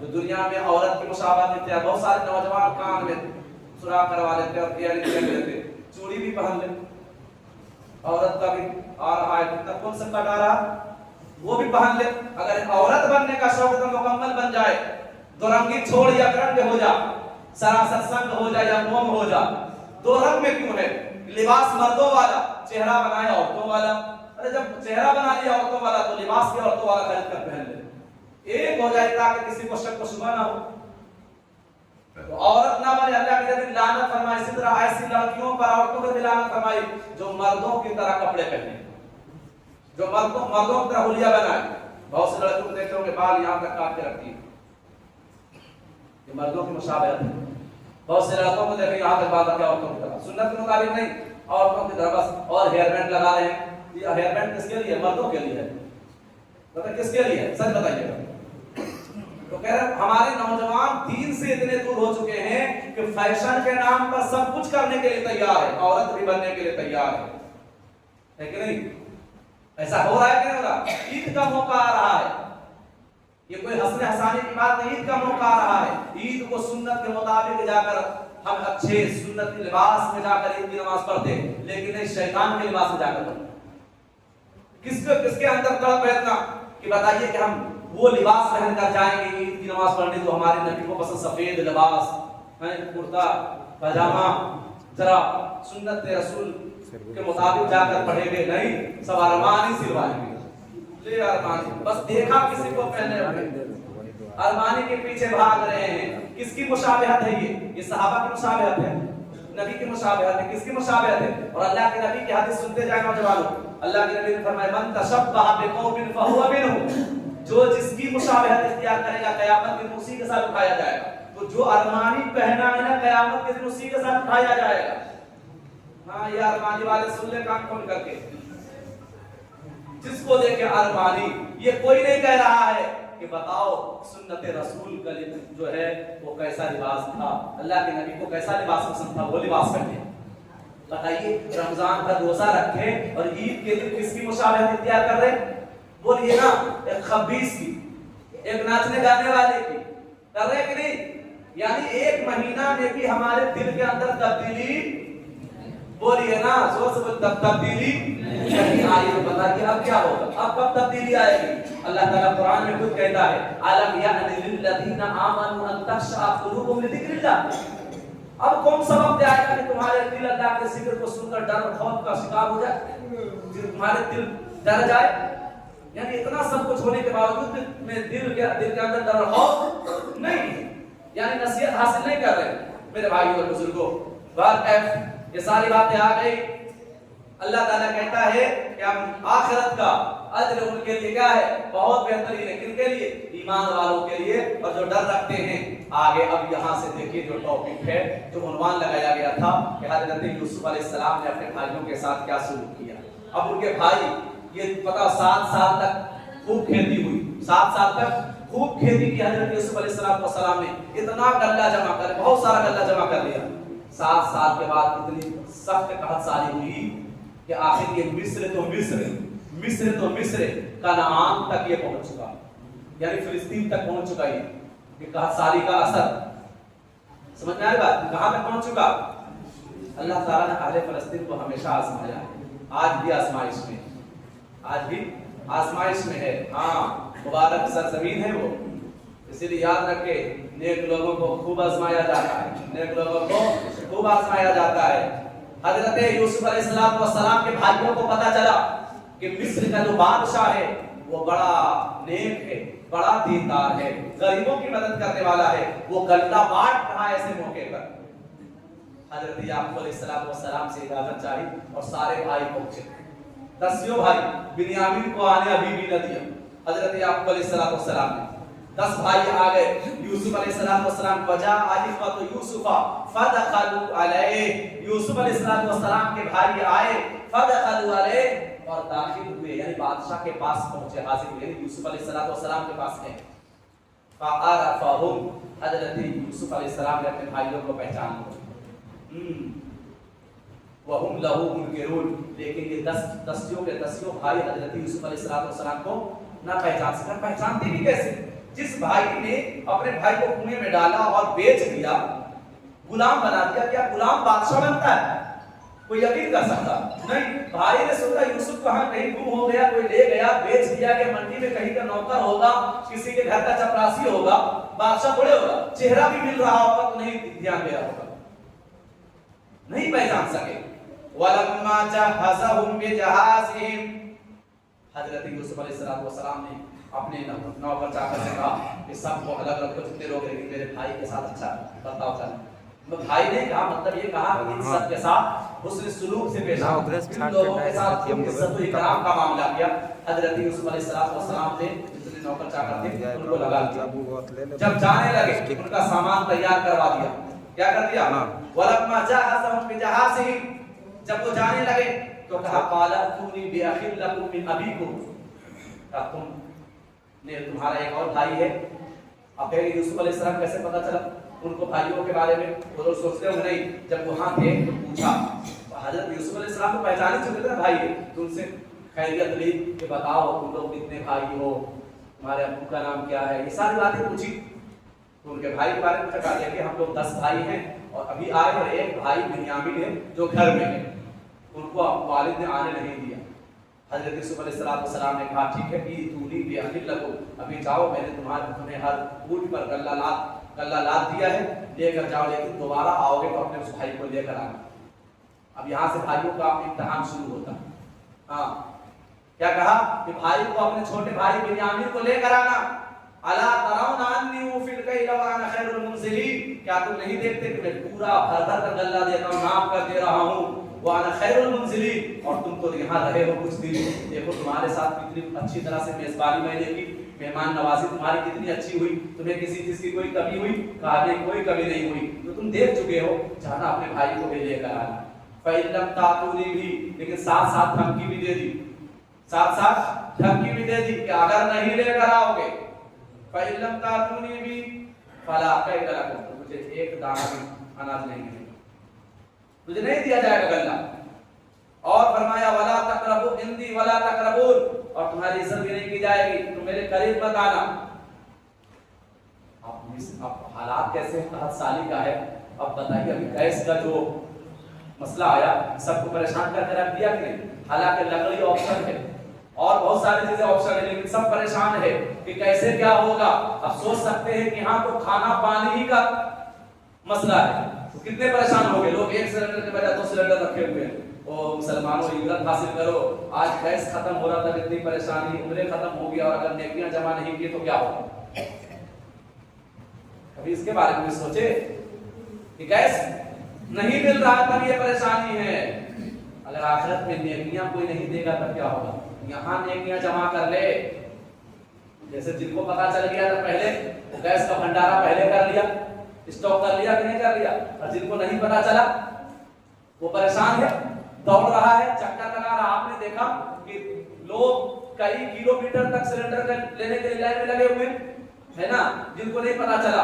आपको तो पता चल गया है कि हमें नेकी लेकर जाना है, नेकी का सिक्का चलेगा, फिर भी जमा ना करें नेकी तो मैदान महशर में इसी तरह परेशान होना पड़ेगा। वहां कोई नेकी देने वाला किसी घर जा सिलेंडर दे दीजिए हमको, पागल है क्या?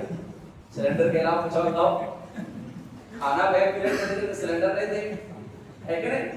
ये हो इसी तरह नेकी कयामत के दिन माँ भी नहीं देगी अपने बच्चे को, बाप भी नहीं देगा, कोई एक दूसरे को नहीं देगा। तो नेकियां जमा करने का ये मौसम है, नेकियां जमा कर ले ताकि कयामत के दिन आपको किसी के सामने हाथ ना फैलाना पड़े। अक्लमंद वही है जो वक्त से पहले सफर ट्रेन पर जा रहा, सफर पे जा रहा, तो सफर से पहले सफर में जो कुछ जरूरत है वो तैयारी कर ले ताकि सफर में किसी चीज का मुहताज ना। और हम सब तो आखिरत का सफर करने वाले हैं।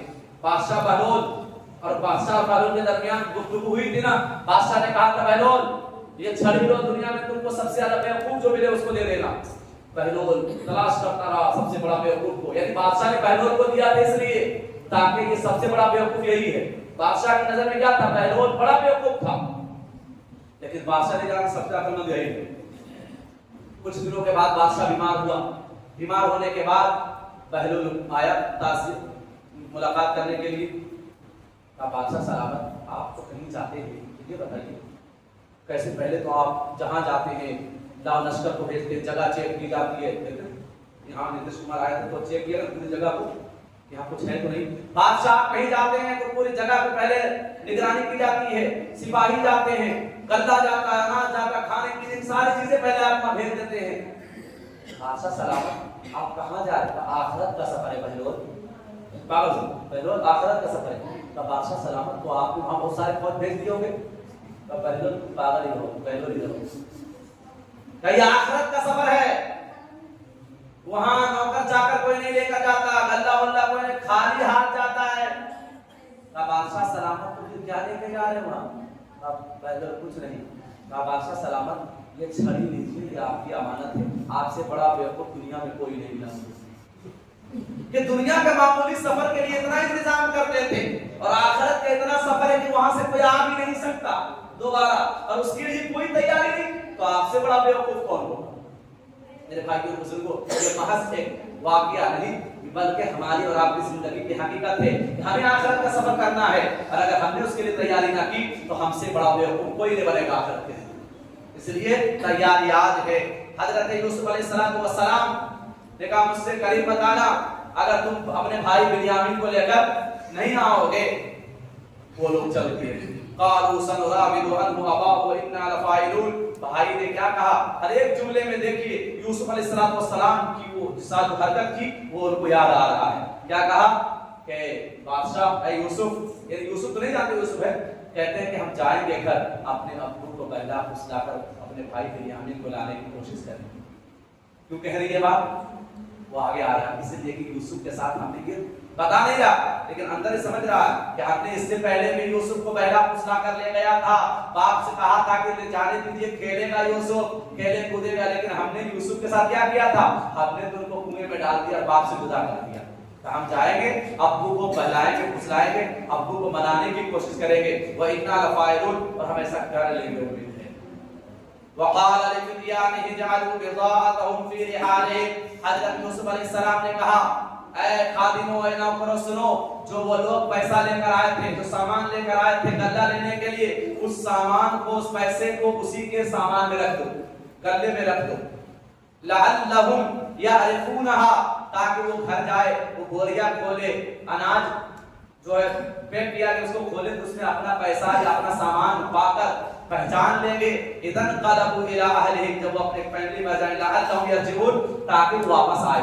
یعنی جب یہ دیکھیں گے کہ بادشاہ اتنا مہربان ہے, اتنا رحم دل ہے کہ ہمیں غلہ بھی دیا اور پیسہ بھی واپس کر دیا, تو وہ دوبارہ آئیں گے. مفسرین لکھتے ہیں اس کا دوسرا معنی یہ بھی ہے کہ جب وہ ان کے پاس, بھائیوں کے پاس اس پیسے کے علاوہ کوئی پیسہ نہیں تھا, اتنا ہی تھا, اگر ان کا پیسہ رکھ لیا جاتا تو وہ گھر جاتے تو پھر دوبارہ یہ نہیں آتے, کیونکہ ان کے پاس غلہ لینے کے لیے پیسہ نہیں ہوتا. یوسف علیہ السلام اس نے اس نے رکھ دیا تاکہ جب وہ جائے گا اور پیسہ پائے گا تو سوچے گا چلو پیسہ ہے, پھر سے جا کر غلہ لے لیتے ہیں. سمجھا رہی بات؟ فلما رجعوا الى ابيهم, جب وہ لوگ اپنے والد کے پاس آئے, قالوا یا ابانا منع منا الخير, اے ہمارے ابو جان ہم سے پیمانہ روک لیا گیا, یعنی ہم کو اب دوبارہ غلہ نہیں دیا جائے گا. فارسل معنا اخانا, اس لیے آپ ہمارے ساتھ ہمارے بھائی بنیامین کو بھی بھیجیے گا, تب ملے گا غلہ تمہارا. بادشاہ یہ شرط لگا دی کہ جب تم بھائی اپنے بھائی کو لے کر آؤ گے تبھی تمہیں غلہ ملے گا, ورنہ نہیں ملے گا. وَإِنَّا لَهُ لَحَافِظُونَ, اے ابو جان اگر دوبارہ ہم بنیامین کی حفاظت کریں گے, ہم دوبارہ بنیامین کی کیا کریں گے. یعنی یہ بھی جملہ کہہ رہا ہے کہ ہم نے یوسف کے ساتھ تو غلط حفاظت نہیں کر پائے, لیکن ہم حفاظت اگر اپنے چھوٹے بھائی بنیامین کی کریں گے. حضرت یعقوب علیہ السلام نے کیا کہا, قال هل آمنتم علیہ الا کما امنتکم علی اخی من قبل, کیا میں تم پر ویسا ہی بھروسہ کروں جیسا کہ یوسف پر بھروسہ کیا تھا. یعنی جیسا کہ یوسف علیہ السلام کے معاملے میں تم نے یہی بات کہی تھی کہ ہمارے نوجوان ہوتے ہوئے 10 بھائی ہیں بالکل, اور یوسف کو بھیڑیا کھا جائے گا, یہ کیسے ہو سکتا. ہم اپنے بھائی کی حفاظت کریں گے اور ہم نے تم پر بھروسہ کر کے بھیج دیا تھا, ویسے ہی تم پر پھر دوبارہ بھروسہ کرے. ہم نے وہاں بھی کہا تھا کہ یعقوب علیہ السلام اس وقت کہا کہ تم پر بھروسہ کرتے جاؤ. حضرت یعقوب علیہ السلام یہ نہیں کہ اللہ پر بھروسہ کرتے, لیکن یہاں وہ بات آ گئی. حضرت یعقوب علیہ السلام نبی تھے, احساس ہو گیا کہ میں نے یہ غلط بات کہہ دی تھی کہ میں تم پر بھروسہ کرتا ہوں. آگے فرماتے ہیں الی من قبل فاللہ خیر حافظا, باپ تو باپ تھے, سمجھ گئے کہ ابھی غلے کی قلت ہے, اگر بنیامین کو نہیں بھیجا تو پوری فیملی پریشان. دیکھتے ہیں کہ باپ اپنی اولاد کے لیے, فیملی کے لیے کیا نہیں کرتا, ہر مصیبت کو جھیل لیتا ہے. ہاں یاد رکھے, باپ وہ درخت ہے جو اپنے بیٹے کے لیے سارے دھوپ برداشت کر کے اپنے بیٹے کو چھاؤں دیتا ہے. کیا کرتا ہے باپ کو درخت ہے, درخت کیا ہے, سورج کی ساری گرمی اپنے اوپر برداشت کر کے نیچے بیٹھنے والے کو کیا دیتا ہے, سایہ دیتا ہے, آرام دیتا ہے, ٹھنڈی ہوا دیتا ہے. اسی طرح باپ ہے جو ساری تکلیف برداشت کر کے اپنی اولاد کو کیا دیتا ہے, راحت دیتا ہے, سکون دیتا ہے. اور اولاد بڑا ہو کر اگر یہ کہہ دے کہ آپ نے میرے لیے کیا کیا بتایا, اس باپ کے جگر پر چھری چل جاتی ہے. ہرگز ایسا کبھی نہ کہیں. آج کے نوجوانوں کے زبان پر یہ بات, میرے لیے میرے ماں باپ نے کیا کیا, کیا نہیں کیا. آج جو کچھ ہے وہ ان کی وجہ سے ہے. آج جو یہ بول رہے ہیں نا کہ آپ کیا کیا, یہ بولنے کی بھی طاقت, اگر ماں باپ چاہتے تو بچپن میں غلط آ دیتے, لیکن ایسا نہیں کیا. اللہ نے دل میں محبت ڈال دی اور باپ بھوکے رہتے ہوئے آپ کو بھوکا رہ کر آپ کو اپنے والا مجھے دیا. دیا کہ نہیں دیا؟ اور آپ یہ بات کہتے ہیں کہ آپ نے میرے لیے کیا کیا. ایسی اولاد اللہ تعالیٰ کسی کو نہ دے. اگر وہ بھی اللہ تبارک و تعالیٰ اسے ہدایت دے کہ اپنے والدین کا فرما بردار بنے. یاد رکھ کے اللہ کے نبی نے فرما دیا رضا رب فی رضا الوالد, کسی بھی عالم کی خدمت کر لے, کسی چاہے کچھ کر لے, اگر ماں باپ کے فرما بردار نہیں, یاد رکھ کے اللہ کو راضی نہیں کر پا سکتے اور نہیں جنت میں جائیں. جنت میں جانے کے لیے اللہ تعالیٰ نے ایک دروازہ بنا دیا, باپ کو جنت کا, ماں کو جنت بنا دیا. کہا ان دونوں کو راضی کر کے آؤ گے تبھی جنت میں جا سکتے ہو. دنیا کو سب کو راضی کر لو, اگر ماں باپ کو راضی کر کے نہیں آئے تو جنت میں نہیں جا سکتے. اس لیے لوگ آج قیامت کی نشانی کسی ہے کہ لوگ قیامت کے قریب اپنے ماں باپ کو دور کریں گے اور دوستوں کو قریب کریں گے. اب دیکھ لیجیے کوئی آنکھوں سے دوستوں کے پیچھے ہزاروں ہزار روپیہ خرچ کر رہے ہیں اور ماں باپ کے پیچھے 1 روپیہ نہیں.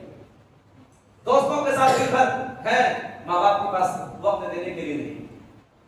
دوستوں سے پوچھ رہے خیریت کیسی ہے, ماں باپ سے جا کر نہیں پوچھ رہے. ایسے بھی ہیں.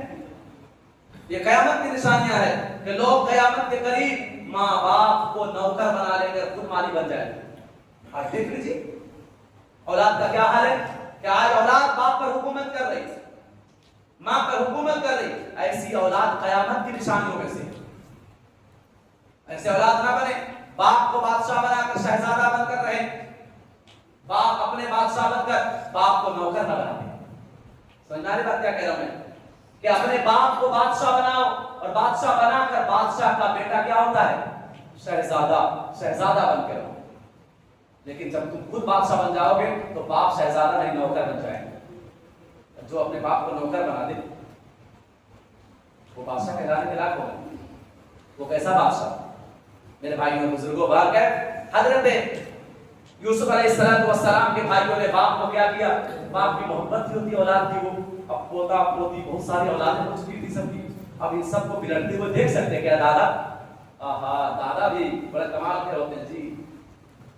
تو کہا اچھا ٹھیک ہے, جاؤ بنیامین کو تمہارے ساتھ بھیج دیتا ہوں تاکہ کندھا آ جائے اور ہماری کوئی اولاد بھوک کا شکار نہ ہو, بھوکا نہ رہے. ہاں ادھر روتے روتے آنکھ کی بینائی جا چکی ہے اور جان رہے ہیں کہ یہی وہی لوگ ہیں جس نے یوسف کو ہم سے جدا کیا تھا, لیکن پھر بھی دل پر پتھر رکھ کر کے بھیج رہے. لیکن ساتھ ہی ساتھ یہ کہہ رہے ہیں کہ اس وقت میں نے کہا تھا تم حفاظت کرو گے, لیکن اب نہیں. فاللہ خیر حافظا, اللہ بہترین حفاظت کرنے والا ہے. کون ہے؟ اللہ بہترین حفاظت کرنے والا ہے. وَهُوَ أَرْحَمُ الرَّاحِمِينَ, اور اللہ بڑا رحم کرنے والا ہے. اللہ سب سے زیادہ رحم کرنے والا ہے. وَلَمَّا فَتَحُوا مَتَاعَهُمْ وَجَدُوا بِضَاعَتَهُمْ رُدَّتْ إِلَيْهِمْ, جب ان لوگوں نے اپنا سامان کھولا اور اپنے پیسے کو اس کے اندر پایا کہ لوٹا دیا گیا, قَالُوا يَا أَبَانَا مَا نَبْغِي هَٰذِهِ بِضَاعَتُنَا رُدَّتْ إِلَيْنَا, کہا ابو جان ہم جو پیسہ لے کر گئے تھے, جو سامان لے کر گئے تھے غلہ لانے کے لیے, وہ بھی ہمیں لوٹا دیا گیا. اب اس سے بہتر اور کیا چاہیے کہ ہماری پونجی بھی ہمیں لوٹا دی گئی ہے, یعنی ہمیں غلہ بھی ملا اور ہمارا پیسہ بھی واپس کر دیا گیا ہے. وَنَمِيرُ أَهْلَنَا, اب ہم اپنی فیملی کی اچھی طرح دیکھ ریکھ کر لیں گے. وَنَحْفَظُ أَخَانَا, اور اے ابو جان آپ ہمارے چھوٹے بھائی کو بھیج دیجیے بنیامین کو. وَنَحْفَظُ أَخَانَا, ہم اپنے چھوٹے بھائی کی حفاظت کریں گے. وَنَزْدَادُ كَيْلَ بَعِيرٍ, اور ایک اونٹ لدا ہوا سامان لے کر واپس آئیں گے مزید. اب بنیامین نہیں گیا پہلے تو 10 ہی اونٹ لے کر آئے, اب بنیامین جائے گا تو ایک اونٹ اور ہو جائے گا, یعنی 11 اونٹ سامان لے کر آئیں گے. ذَلِكَ كَيْلٌ يَسِيرٌ, اور اے ابو جان یہ بڑی آسانی کے ساتھ مل جائے گا, یہ بڑی آسان ہے. قَالَ لَنُرْسِلَهُ مَعَكُمْ, پہلے بھی یعقوب علیہ السلام نے کہا ہرگز نہیں بھیجوں گا تمہارے ساتھ, لیکن ایک شرط کے ساتھ حتیٰ تُؤْتُونِ مَوْثِقًا مِّنَ اللَّهِ, کہ اللہ کو پہلے بیچ میں لاؤ اور اللہ کا نام لے کر عہد و پیمان لو کہ ہم اپنے بھائی کی حفاظت کریں گے, نگرانی کریں گے, دھوکہ نہیں کریں گے, خیانت نہیں کریں گے. موثقا من اللہ, اللہ کو بیچ میں لا کر کیا کرو, عہد و پیمان لو مجھ سے پہلے. لتاتوننی به, کہ تم ضرور بھی ضرور بنیامین کو لے کر آؤ گے میرے پاس. ایسا نہ پھر کہہ دینا کہ گڑیا کھا گیا کچھ ہو گیا. الا ان یحاط بکم, لیکن یاد رکھنا کہ یہ کہو گے کہ بنیامین کے ساتھ ایسا کچھ ہو گیا تو میں نہیں مانوں گا. ہاں اگر کوئی مصیبت آئی تو سب کے سب گرفتار ہو جاؤ گے تو میں سمجھوں گا ہاں کہ سب پر مصیبت آئی, یا کوئی معاملہ سب کے سب ہلاک ہو گئے تو کوئی بات نہیں. الا ان یحاط بکم, کہ تم سب پر مصیبت آ پڑے یا تم سب کسی معاملے میں گرفتار کر لیے جاؤ, یہ چلے گا. لیکن یہ آ کر کہو گے کہ بنیامین پر صرف مصیبت آئی, یہ نہیں چلے گا. فلما آتوا موثقهم, جب ان لوگوں نے اللہ تعالیٰ کا کیا کیا, عہد و پیمان دیا حضرت یعقوب علیہ السلام کو, پھر حضرت یعقوب علیہ السلام نے کہا قال اللہ علی ما نقول وکیل, کہ اللہ جو ہم کہہ رہے ہیں اس پر اللہ نگہبان ہے. کون ہے؟ یعنی اللہ حفاظت کرنے والا ہے, اللہ نگہبانی کرنے والا ہے, اب تم نگہبانی کرنے والے نہیں ہو. اور وقال, نصیحت بھی کی جاتے ہوئے, کیا نصیحت کی؟ دیکھو باپ اپنے اولاد سے کتنی محبت کرتے ہیں, نصیحت کی. کیوں نصیحت کی؟ کیا نصیحت کی؟ اس میں ہم سب کے لیے نصیحت ہے. ہاں, وقال یا بنی لا تدخلوا من باب واحد, اے میرے بیٹو لا تدخلوا, داخل مت ہونا, من باب واحد, ایک دروازے سے. یعنی تم 11 بھائی ہو, نوجوان ہو, بالکل تم ایک دروازے سے مت داخل ہونا, کہیں کسی کی نظر نہ لگ جائے, ہاں کہیں کوئی حسد کا شکار نہ ہو جائے. یہ حضرت یعقوب علیہ السلام کہہ رہے ہیں, یاد رکھیں نظر لگنا حق ہے. اللہ کے نبی نے فرمایا العین حق, نظر کیا ہے؟ حق ہے. جی نظر کیا ہے؟ حق ہے. اس لیے انسان کو جب بھی گھر سے نکلے تو دعا پڑھ لینا چاہیے. کیا کر لینا چاہیے؟ دم کر لینا چاہیے. جی اپنے بچوں کو باہر لے جائے اس پر کچھ دم کر دینا چاہیے. خاص کر کے ایسی کوئی چیز نہیں کرنی چاہیے کہ سب سے الگ دکھے یا سب کی نظریں آپ پر پڑ جائے, کسی کی نظر آپ کو لگ جائے. اب سب بتائیے, سب ارمانی پہن کے ایک ساتھ نکلے گا تو نظر نہیں لگے؟ بتائیے لگے کہ نہیں لگے؟ صبح پہن کے گیا شام میں پریشان سب ہے, کسی کا پیٹ خراب ہے, کسی کی کچھ اور خراب ہے کہ نہیں؟ اس لیے دعا پڑھ کے نکلیے. کیا پڑھ کے نکلیے؟ بسم اللہ توکلت علی اللہ لا حول ولا قوت الا باللہ. ہاں اور بھی قل اعوذ برب الناس, قل اعوذ برب الفلق, یہ سب کیا ہے؟ یہ سب نظر اتارنے کی ہے. اب کسی کو نظر لگ جائے, نظر لگ جائے تو کیا کیا جائے گا؟ نظر کیسے اترے گی؟ اللہ کے نبی کے زمانے میں ایک صحابی غسل کر رہے تھے. ایک صحابی بہت بڑے خوبصورت صحابی تھے, ادھر سے گزر ہوا, ان کی نظر پڑی اور ان کو نظر لگ گئی. بالکل خوبصورت اچھے, اور پتا چلا شام تک بالکل حالت خراب ہو گئی صحابی رسول کی. اسی لیے کھلے میں آدمی کو نہیں نہانا چاہیے. کھلے میں آدمی کو نہیں نہانا چاہیے. بولی دکھا رہے ہیں باہر کھڑے ہو کر کے نہیں, ہمیشہ لباس پہن کر باہر نکلیے. پتا چلا کہ فلاں صحابی نے شکایت کیا رسول اللہ, اس نے وہی دیکھا, ہم کو ایسا ہوا. کہا بلایا جب ان کو, اللہ کے نبی فرمایا تم غسل کرو. جب غسل کرو روایت کے اندر وہ غسل کیا اور کہا پھر اس پانی سے پھر ان کو نہلایا جائے. تو اس طرح سے پھر ان کی نظر ختم. یعنی جس کی نظر لگ گئی تو اس کو غسل, پہلے اس پانی سے غسل کرے, اس پانی کو رکھا جائے, اس پانی کو رکھ کر کے پھر اسی پانی سے اس کے سر پر ڈالا جائے, اس کے بدن پر ڈالا جائے, تب وہ نظر ختم ہوگی. یہ نظر اتارنے کا طریقہ ہے اکرم صلی اللہ علیہ وسلم یا حدیث میں سمجھا بات ہے. اسی لیے کیا کریں, حضرت یعقوب علیہ السلام نے کہا ہو سکتا نظر لگ جائے کسی کی, اس لیے ایک دروازہ الگ الگ دروازے سے جانا تاکہ لوگ سمجھے الگ الگ ہے, ایک نہیں, ورنہ ایک ہی ساتھ 11 بھائی ہے کہ نہیں, 11 بھائی ایک باپ کے, یہ سب بات ہے. تو اللہ کے نبی حضرت یعقوب علیہ السلام نے کہا ایک دروازے سے مت داخل ہونا, بلکہ وادخلوا من ابواب متفرقہ, بلکہ الگ الگ دروازے سے داخل ہونا. اور یاد رکھو جو مقدر میں ہونا ہے یہ تمہیں تدبیر بتا رہا ہوں, میں ایک احتیاطی تدبیر بتا رہا ہوں کہ ایسا کرنا. وما اغنی عنکم من اللہ من شیء, لیکن اگر ایسا ہونے والا ہوگا تو پھر تمہیں بچا نہیں سکتا, میں تمہیں کوئی فائدہ نہیں پہنچا سکتا, میں تمہیں اس سے نہیں بچا سکتا. وہ کر رہے گا وما اغنی عنکم من اللہ من شیء ان الحکم الا للہ, کیونکہ ہر ایک چیز پر سب سے بڑی جو حکومت ہے, بادشاہت کس کی؟ اللہ کی. ان الحکم الا, سکہ کس کا چلتا؟ اللہ کا. حکومت کس کی ہے؟ اللہ کا. حکومت کس کی؟ اللہ کی. سمجھا بات کہ یہ کہتا ہم بادشاہ بن گئے, ہم یہ بن گئے, ہم تو یہ بن گئے, وہ بن گئے, کبھی چور نہ ہوئیے. یاد رکھیں حکومت صرف اللہ کی, بادشاہت صرف اللہ کی. یہاں جو کچھ بھی عہدہ مل رہا ہے یہ سب آزمائش کے لیے ہے. قیامت کے دن ایک شخص بلایا جائے گا. معراج کے موقع پر اللہ کے نبی نے دیکھا, آپ سمجھتے ہیں کہ گاؤں کا سردار ہونا, مکھیا ہونا یا کوئی عہدہ لینا کوئی معمولی کام ہے, بہت بڑی ذمہ داری ہے. معراج کے موقع پر ایک شخص کو دیکھا اللہ کے نبی صلی اللہ علیہ وسلم کہ ایک فرشتہ ہے جو ایک آدمی ہے, اس کے اوپر لکڑی کا گٹھر رکھا جا رہا ہے. کیا رکھا جا رہا ہے؟ لکڑی کا گٹھر رکھا جا رہا ہے. وہ آدمی اٹھا نہیں پاتا ہے, فرشتہ اس کا ڈبل گٹھر کر کے پھر رکھ دو اس پر. بتائیے 10 کلو کو اٹھا پایا, 20 کلو کو اٹھا پایا نہیں, پھر نہیں اٹھا پائے گا, پھر اس کا ڈبل وزن کر دیا جائے گا. اللہ کے نبی نے دیکھا, کہا جبریل یہ کون ہے جس کو یہ عذاب ہو رہا؟ کہ یا رسول اللہ صلی اللہ علیہ وسلم یہ وہ آدمی ہے جس کو دنیا میں ایک ذمہ داری ملی تھی, اس کو پورا نہیں کر پایا, دوسری ذمہ داری لے لیتا تھا, دوسری بھی نہیں پورا کر پاتا, صحیح سے تیسری لے لیتا تھا, یعنی کوئی ذمہ داری نہیں پوری کر پایا. ذمہ داری لینے سے پہلے اس بات کا بھی احساس ہو کہ ہم اس ذمہ داری کو نبھا سکتے ہیں کہ نہیں. اگر نبھا سکتے ہیں تو لیجئے ثواب ملے گا, اور نہیں نبھا سکتے ہیں تو صاف انکار کر دیجئے, بھیا ہاتھ جوڑتا ہوں میں نہیں لے سکتا, ورنہ قیامت کے دن عذاب کا سامنا کرنا پڑے گا. وما اغنی عنکم من اللہ من شیء ان الحکم الا للہ علیہ توکلت, اسی پر میں نے بھروسہ کیا. کس پر؟ اللہ پر. جاتے ہوئے نصیحت کر رہے ہیں. ہم لوگ کے اولاد جاتے کیا کہتے ہیں؟ بیٹا جانا, اچھا سے کمانا, ٹائم پر پیسے بھیجتے رہنا, دعا دے کر نہیں بھیجتے. اور بھی کیا کرتے ہیں, چھوٹا بچہ ہوتا ہے وہ تو آپ کو بتاتا ہے دعا دو استودعک اللہ دینک و خواتیم عملک, کہ میں میرے بیٹے لاڈلے تجھے اللہ کے حوالے کر رہا ہوں, جاؤ اللہ تعالیٰ تمہارے سفر کو آسان کرے اور تمہیں تمام مصیبتوں سے محفوظ رکھے. لیکن سب کہنے کے بجائے کچھ اور نصیحت کر رہے ہوتے ہیں, فون کرتے رہنا, اپنا خیال رکھنا, یہ سب کہنے کی ضرورت نہیں, وہ خود فون کرتا رہے, لیکن دعا دے کر بھیجے. کیا کر دے کر بھیجے؟ دعا دے کر بھیجے، رخصت اللہ کی پناہ میں دے کر بھیجے، ٹھیک ہے۔ آگے حضرت یعقوب علیہ السلام نے کہا علیہ توکل علیہ فلیتوکل المتوکلون، رسول اللہ میرے بیٹے بھروسہ کرنے والے کو اللہ ہی پر بھروسہ کرنا چاہیے، دنیا والے پر بھروسہ نہیں کرنا چاہیے۔ بھروسہ کس پر انسان کرنا چاہیے؟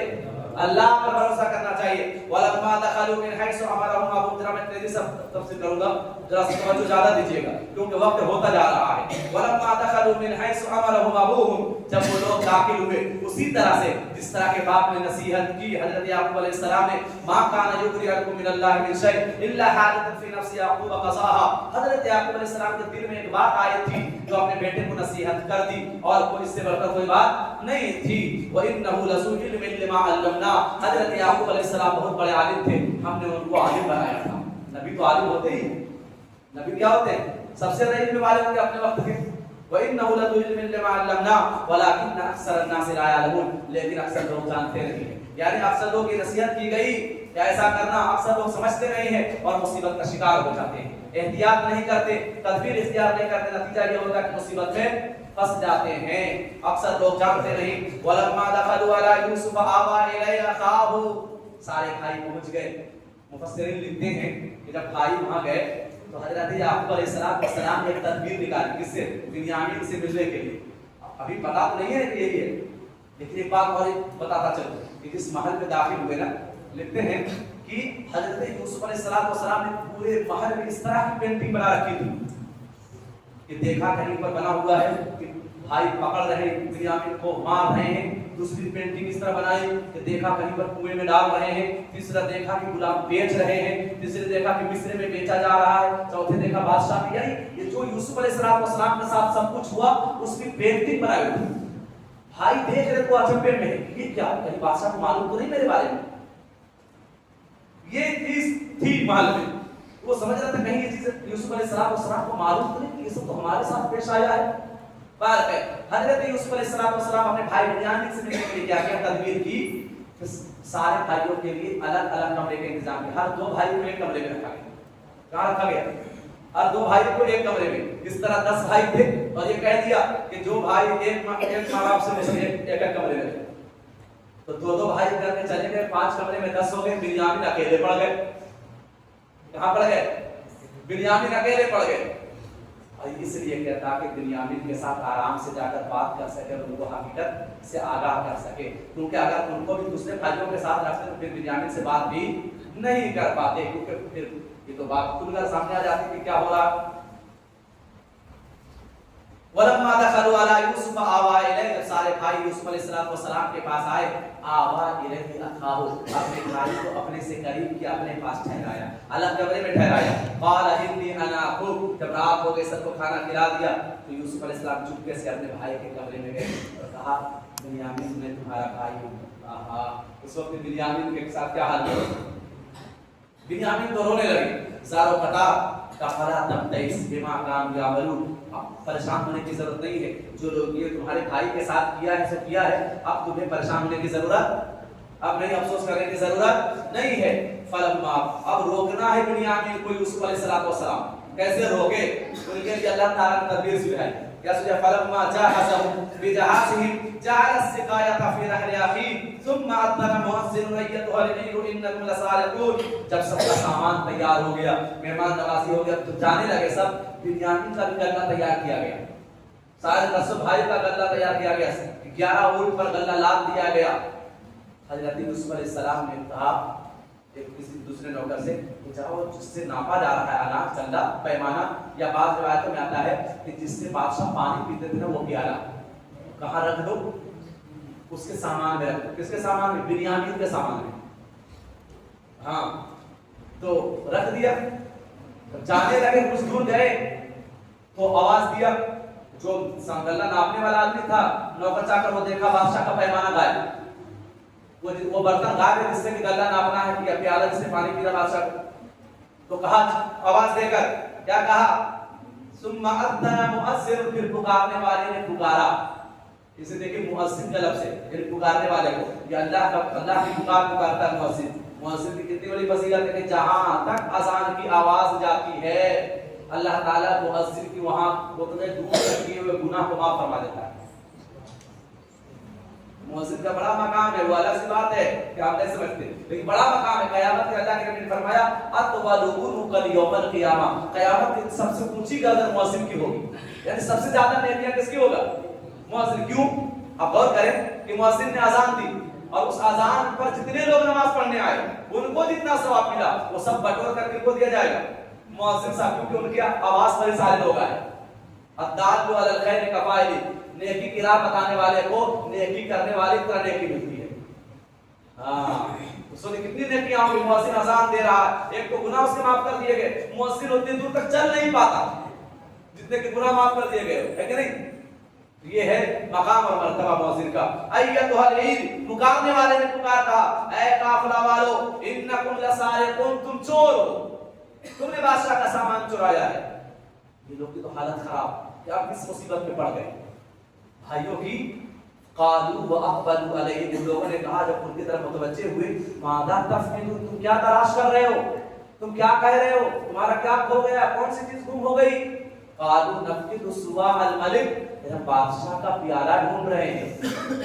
ولمن جاء به، اب دیکھیے وہ نوکر جو ہوتا ہے وہ کہتا ہے جو آواز لگائی کہ جو بھی اس پیالے کو لے کر آئے گا، یعنی یہ کہہ رہے ہیں کہ تمہیں لوگوں نے لیا ہے. اور یہ بھی سن لو اگر میں کسی کا سامان چیک کرنے سے پہلے اگر تم خود سے ایمانداری سے نکال کر دے دو گے، کیا کہہ رہے ہیں ان لوگوں کو تو پتہ ہی نہیں کہ سامان میں لگے رکھا ہوا ہے، کیا کہہ رہے ہیں کہ اگر تم خود ایمانداری سے نکال کر دے دو گے تو ایک اونٹ گدا اور دیا جائے گا مفت انعام کے طور پر کہ تم نے ایمانداری کا ثبوت دیا، پھر تمہیں چور نہیں کہیں گے. لیکن اگر نہیں نکال کے دیا تب تو تلاشی لی جائے گی. وَلِمَنْ جَاءَ بِهِ بِالْغَيْبِ وَأَنَا بِهِ زَعِيمٌ، اور میں گارنٹی لیتا ہوں، میں ضمانت دیتا ہوں کہ میں دوں گا ایک اونٹ غلہ اناج. قالوا تاللہ لقد علمتم ما جئنا لنفسد فی الارض، ان لوگوں نے کہا اللہ کی قسم ہم لوگ تم جانتے ہو کہ ہم مصر کے اندر فساد برپا کرنے نہیں آئے، ہم یہ چوری کرنے نہیں آئے. آپ کیسی بات کر رہے ہیں چوری کے؟ وما كنا سارقين، ہم چور نہیں ہیں. آگے قالوا فما جزاؤه، اس نے کہا یہ بتاؤ اگر چوری پکڑی گئی تب اس کی سزا کیا ہوگی؟ اب سزا دے کے مصر میں کوئی اور قانون ہے لیکن اور کنعان میں کوئی اور قانون ہے، انہی سے پوچھ رہے ہیں. بعض روایتوں میں آتا ہے کہ یوسف علیہ السلام نے پوچھا اچھا اس کی سزا کیا ہے، یا پھر انہوں نے پوچھا جس نے آواز لگائی کہ بتاؤ کہ اگر سامان نکل گیا تو پھر چور کی سزا کیا ہے؟ بھائیوں نے کہہ دیا یعقوب علیہ السلام کے بیٹے تھے نبی، وہاں پر جو چل رہا تھا قانون، اس قانون کے مطابق بتا دیا. قالوا جزاؤه من وجد في رحله، کہ جس کے سامان میں پیالہ ملے گا وہی اس کا بدلہ ہے، یعنی اسی کو اس کے بدلے روک لیا جائے گا. اس کے بدلے اب سامان کہاں نکلے گا، روکا کس کو جائے گا؟ سمجھ رہے ہیں کہ نہیں؟ کذالک نجزی الظالمین، اسی طرح ہم ظالموں کو جزا دیتے ہیں. کہ بھائی کہہ رہے سب کہ ہم مصر کنعان کے اندر ہمارے یہاں یہی قانون ہے کہ جو آدمی چوری کرتا ہے اور پکڑا جاتا ہے تو چوری کے بدلے کچھ دن اسی کو قید کر لیا جاتا ہے. کہا ٹھیک. اب یہ کیوں مجھ سے کہلوایا؟ اسی لیے کہلوایا تاکہ ان کے قانون کے مطابق روک لیا جائے. بنیامین کو کنعان کے قانون کے مطابق ہی روکا جا سکتا تھا مصر میں، ورنہ مصر میں کسی کو کے لیے یہ قانون نہیں تھا. اسی لیے ان سے یہ بلوایا تاکہ بنیامین کو آسانی سے روکا جا سکے. فَقَدَ بِأَوْقِيَتِهِ، اب سامان بوریا چیک کرنے کی باری آئی تو سب سے پہلے بنیامین نے چیک کیا. بھائی کو شک ہو جائے گا سب سے پہلے اس سے کہاں تک ہے، مطلب تو تم آدمی سب سے پہلے دوسرے بھائیوں کے، بڑے بھائی دوسرے چھوٹے بھائی، یعنی پہلے 10 بھائیوں کے سامان میں چیک کیا، نہیں نکلا. وہ سب خوش، چور نہیں تو بولا تھا پہلے، جب چور نہیں آپ بلا وجہ اچھا بھی چیک کرنے جو باقی ہے. جب چیک کیا تو بنیامین کے سامان میں نکل آیا پیالہ. اب یہ لوگ بولنے لگے لیکن جھوٹا الزام لگاتے ہیں. کیا کر دیا؟ فَبَدَأَ بِأَوْعِيَتِهِمْ قَبْلَ وِعَاءِ أَخِيهِ ثُمَّ اسْتَخْرَجَهَا مِنْ وِعَاءِ أَخِيهِ، کہ چھوٹے بھائی کے سامان سے پہلے سارے بھائیوں کے سامان کی تلاشی لی گئی. كَذَلِكَ كِدْنَا لِيُوسُفَ، اس طرح ہم نے یوسف علیہ السلام کے لیے تدبیر کی. اور کہہ رہا اللہ، یعنی یہ تدبیر کس نے ڈالی؟ ذہن میں اللہ نے ڈالی کہ اے یوسف اپنے بھائی کو رکھنا ہے اپنے پاس، کس طرح کی تدبیر کرو تبھی تم رکھ سکتے ہو، ورنہ مصر کے قانون کے مطابق نہیں رکھ سکتے ہو. ماں کان لیاخذ اخاه فی دین الملک، کہ کوئی بھی اپنے بھائی کو بادشاہ کے قانون کے مطابق یعنی مصر کے قانون کے مطابق اپنے پاس نہیں رکھ سکتا تھا. الا ان یشاء اللہ، مگر اللہ جو چاہتا ہے وہ کرتا ہے. نرفع درجات من نشاء، اللہ فرما رہا ہے ہم جس کے لیے چاہتے ہیں درجات بلند کر دیتے ہیں. وفوق کل ذی علم علیم، اور ہر ایک علم سے بڑھ کر علم والا ہے. یہ کوئی عالم یہ نہیں کہہ سکتا کہ میں سب سے زیادہ علم والا ہوں. اللہ فرما رہا ہے کہ سب سے ہر ایک عالم سے بڑا کوئی عالم ہے. بعض مفسرین کہتے ہیں یہاں مراد یہ ہے کہ سب سے بڑا عالم اللہ ہے. یعنی سب سے زیادہ علم والا کون ہے؟ اللہ ہے. یعنی دنیا میں یہ کوئی نہیں کہہ سکتا کہ میں سب سے بڑا عالم ہوں. اگر یہ کوئی کہتا ہے کہ وہ شیطان ہے، وہ عالم نہیں ہے. اس لیے کوئی دعویٰ نہیں کر سکتا، کیونکہ یہی کہا کہ حضرت موسیٰ علیہ السلام نے. سورہ کہف میں پورا واقعہ آئے گا، میں تفصیل نہیں صرف ایک منٹ بات کر رہا ہوں. یوسف علیہ السلام کے بھائیوں نے جو بات آئی یہاں پر اس میں اس سورہ کے اندر، حضرت موسیٰ علیہ السلام نے کہا کہ اللہ سب سے میں علم والا ہوں. اچھا موسیٰ، سب سے زیادہ علم والے تم ہو، ایک کام کرو سمندر کا سفر کرو، جاؤ فلاں جگہ فلاں آدمی ملے گا آپ کو. چنانچہ سمندر کا سفر کروایا، نہ جانے کیا کیا واقعہ پیش آیا. اس کے بعد خضر علیہ السلام سے ملاقات ہوتی ہے. اس کے بعد کہتے ہیں موسیٰ علیہ السلام کو فوق کل ذی علم علیم. اب پتا چلا کہ ایک عالم سے بڑھ کر دوسرا بھی عالم ہے. وہ بھی نبی تھے حضرت خضر علیہ السلام. سمجھ آ رہا؟ تو یہ ہر ایک عالم سے بڑھ کر کوئی علم والا ہے. یہ کوئی نہیں کہہ سکتا یہ بہت بڑا عالم ہے. بہت سے لوگ کہتے ہیں اس سے بڑا کوئی عالم ہے ہی نہیں مانگے. سمجھ آ رہی بات کی نہیں؟ ہاں بالکل ایسا مت پوچھیے. خدا کا فرمان سمجھ لیتے ہیں. نہیں، میں کہتا ہوں کہ میرے بات کو فرمان نہ سمجھے خدا کا. یہ کہ ہم کہہ دیں وہی بات حق ہے، نہیں. تحقیق کرے، اگر یقین ہو جائے پھر عمل کرے. یہ نہیں کہ کسی کو گارنٹی دے دے، کتا مارنے کے مارنے لگ جائے کیونکہ بہت بڑا عالم ہے کہ کیا ہے، بہت بڑا عالم. ایسا نہ کریں. جو کہتے وہی صحیح. یہ کہاں سے بھائی؟ یہ آنکھاتی ہو گئی. گوبر کھانے کا گوبر کھا رہا. ایک آدمی بڑی پیاری بات کہہ رہا تھا کہ جانور کوئی پتا ہے ایک پیالے میں پیشاب رکھ کر ایک پیالے میں دودھ، تو جانور بھی دودھ پیے گا، وہ نہیں پیے گا. لیکن اندھا کو دیکھو وہ گوبر کھا رہا ہے. تو ایسا نہ بنے کہ وہ جو کہہ دیا وہی صحیح. شب برات کے نام پہ قرآن پڑھنے کی وجہ کتا کو مار رہا ہے، شب قدر میں کتا کو مار رہا ہے. بتائیے اس سے بڑا اندھا کون ہو سکتا ہے؟ ایسا نہ بنے کبھی بھی نہیں. وفوق کل ذی علم علیم، ہر ایک عالم سے بڑھ کر عالم ہے. یہ نہ کہتے سب سے بڑا. سب سے بڑا کون ہے؟ سب سے بڑا بولیے اللہ ہے. ہاں یہ کہیے کہ ہاں ان کے پاس الحمدللہ کافی علم ہے. یہ کہیے. سمجھنا ہے بات کی؟ سب سے بڑا سرٹیفکیٹ دینے والے آپ نہیں، کوئی نہیں دے سکتا. قالوا یسرق، اب بھائی نے الزام لگا دیا حضرت یوسف علیہ السلام کے سامنے. کیا کہا؟ ارے اس نے چوری کی تو کیا کی؟ اس سے پہلے اس کے بھائی نے بھی چوری کی. کس کے بارے میں کہہ دیا؟ یوسف علیہ السلام کے بارے میں. یعنی بنیامین نے چوری کی. اللہ تعالیٰ کہ حضرت یوسف علیہ السلام کب چوری کی؟ کچھ نہیں کیا، لیکن بچنے کے لیے کیا کہہ دیا؟ ارے یہ کیونکہ سوتیلے بھائی تھے. پتا ہے نا آپ لوگ کو کہ حضرت یعقوب علیہ السلام کی 12 اولاد تھی. ایک ماں سے 10 بیٹے اور ایک ماں سے 2 بیٹے. تو یہ سوتیلے تھے. ایک ماں سے یوسف علیہ السلام تھے بنیامین، اور 10 یہ بھائی تو تھے یہ ایک ماں سے تھے. تو اثر دکھا دیا، کہا یہ چوری کیا، اس سے پہلے سے بھائی نے بھی چوری کی. یوسف علیہ السلام نے صبر کیا، اس کو ابھی دکھایا نہیں، کچھ بولا نہیں، کیونکہ ابھی راز کو بھی فاش نہیں کرنا تھا. ولم یبدھا لهم، ولم تو اس کو ظاہر نہیں کیا راز کو. قال انتم شر مکانا، کہا تم بہت بدترین لوگ ہو عزت کے مقام کے اعتبار سے. واللہ اعلم بما تصفون، اور تم جو کہہ رہے ہو نا، تم جو کہہ رہے ہو اللہ اچھی طرح جانتا ہے، اللہ واقف ہے اس سے. قالوا یا ایھا العزیز ان له ابا شیخا کبیرا. کام تو ہو گیا تھا، قانون وہی بتا دیا بھائی کو نہیں کہ جس کے سامان میں سامان ملے گا اسی کو روک لیا جائے گا. اب یہ لوگ بڑے بھائی پریشان ہو گئے. یہودا بڑے بھائی کا نام کیا تھا؟ یہودا. اب تو سمجھ گیا کہ بنیامین کو روک لیا جائے گا کیونکہ سامان مل گیا، چوری پکڑی گئی. اب وہ ہاتھ جوڑنے لگا بادشاہ سلام. یوسف ایک کام کیجیے، ان له ابا شیخا کبیرا. آپ کو ہم سب کچھ بتائے کہ ان کے ابو بڑی عمر والے ہیں، شریف ہیں، ایسا نہ کریں، ان کو دیکھ کر جی رہے ہیں. ان له ابا شیخا کبیرا فخذ احدنا مکانا. ایک کام کیجیے، ہم 10 بھائی موجود ہیں، ہم میں سے کسی کو پکڑ لیجیے لیکن ان کو چھوڑ دیجیے. ہم نے وعدہ کر کے آئے آپ کو سے کہ ہم لے کر آئیں گے. ہم نے یہ اندر میں پہلے ہے کہ ہم نے یوسف کے سلسلے میں کہا تھا کہ حفاظت کریں گے، اور پھر بنیامین کے ساتھ ایسا واقعہ پیش آ گیا. اب کیا منہ دکھائیں گے جا کر؟ اب کیا منہ دکھائیں گے؟ فخذ احدنا مکانا انا نراک من المحسنین. اے یوسف ہم آپ کو دیکھ کر بڑے نیک ہیں، یہ کام کر دیجیے.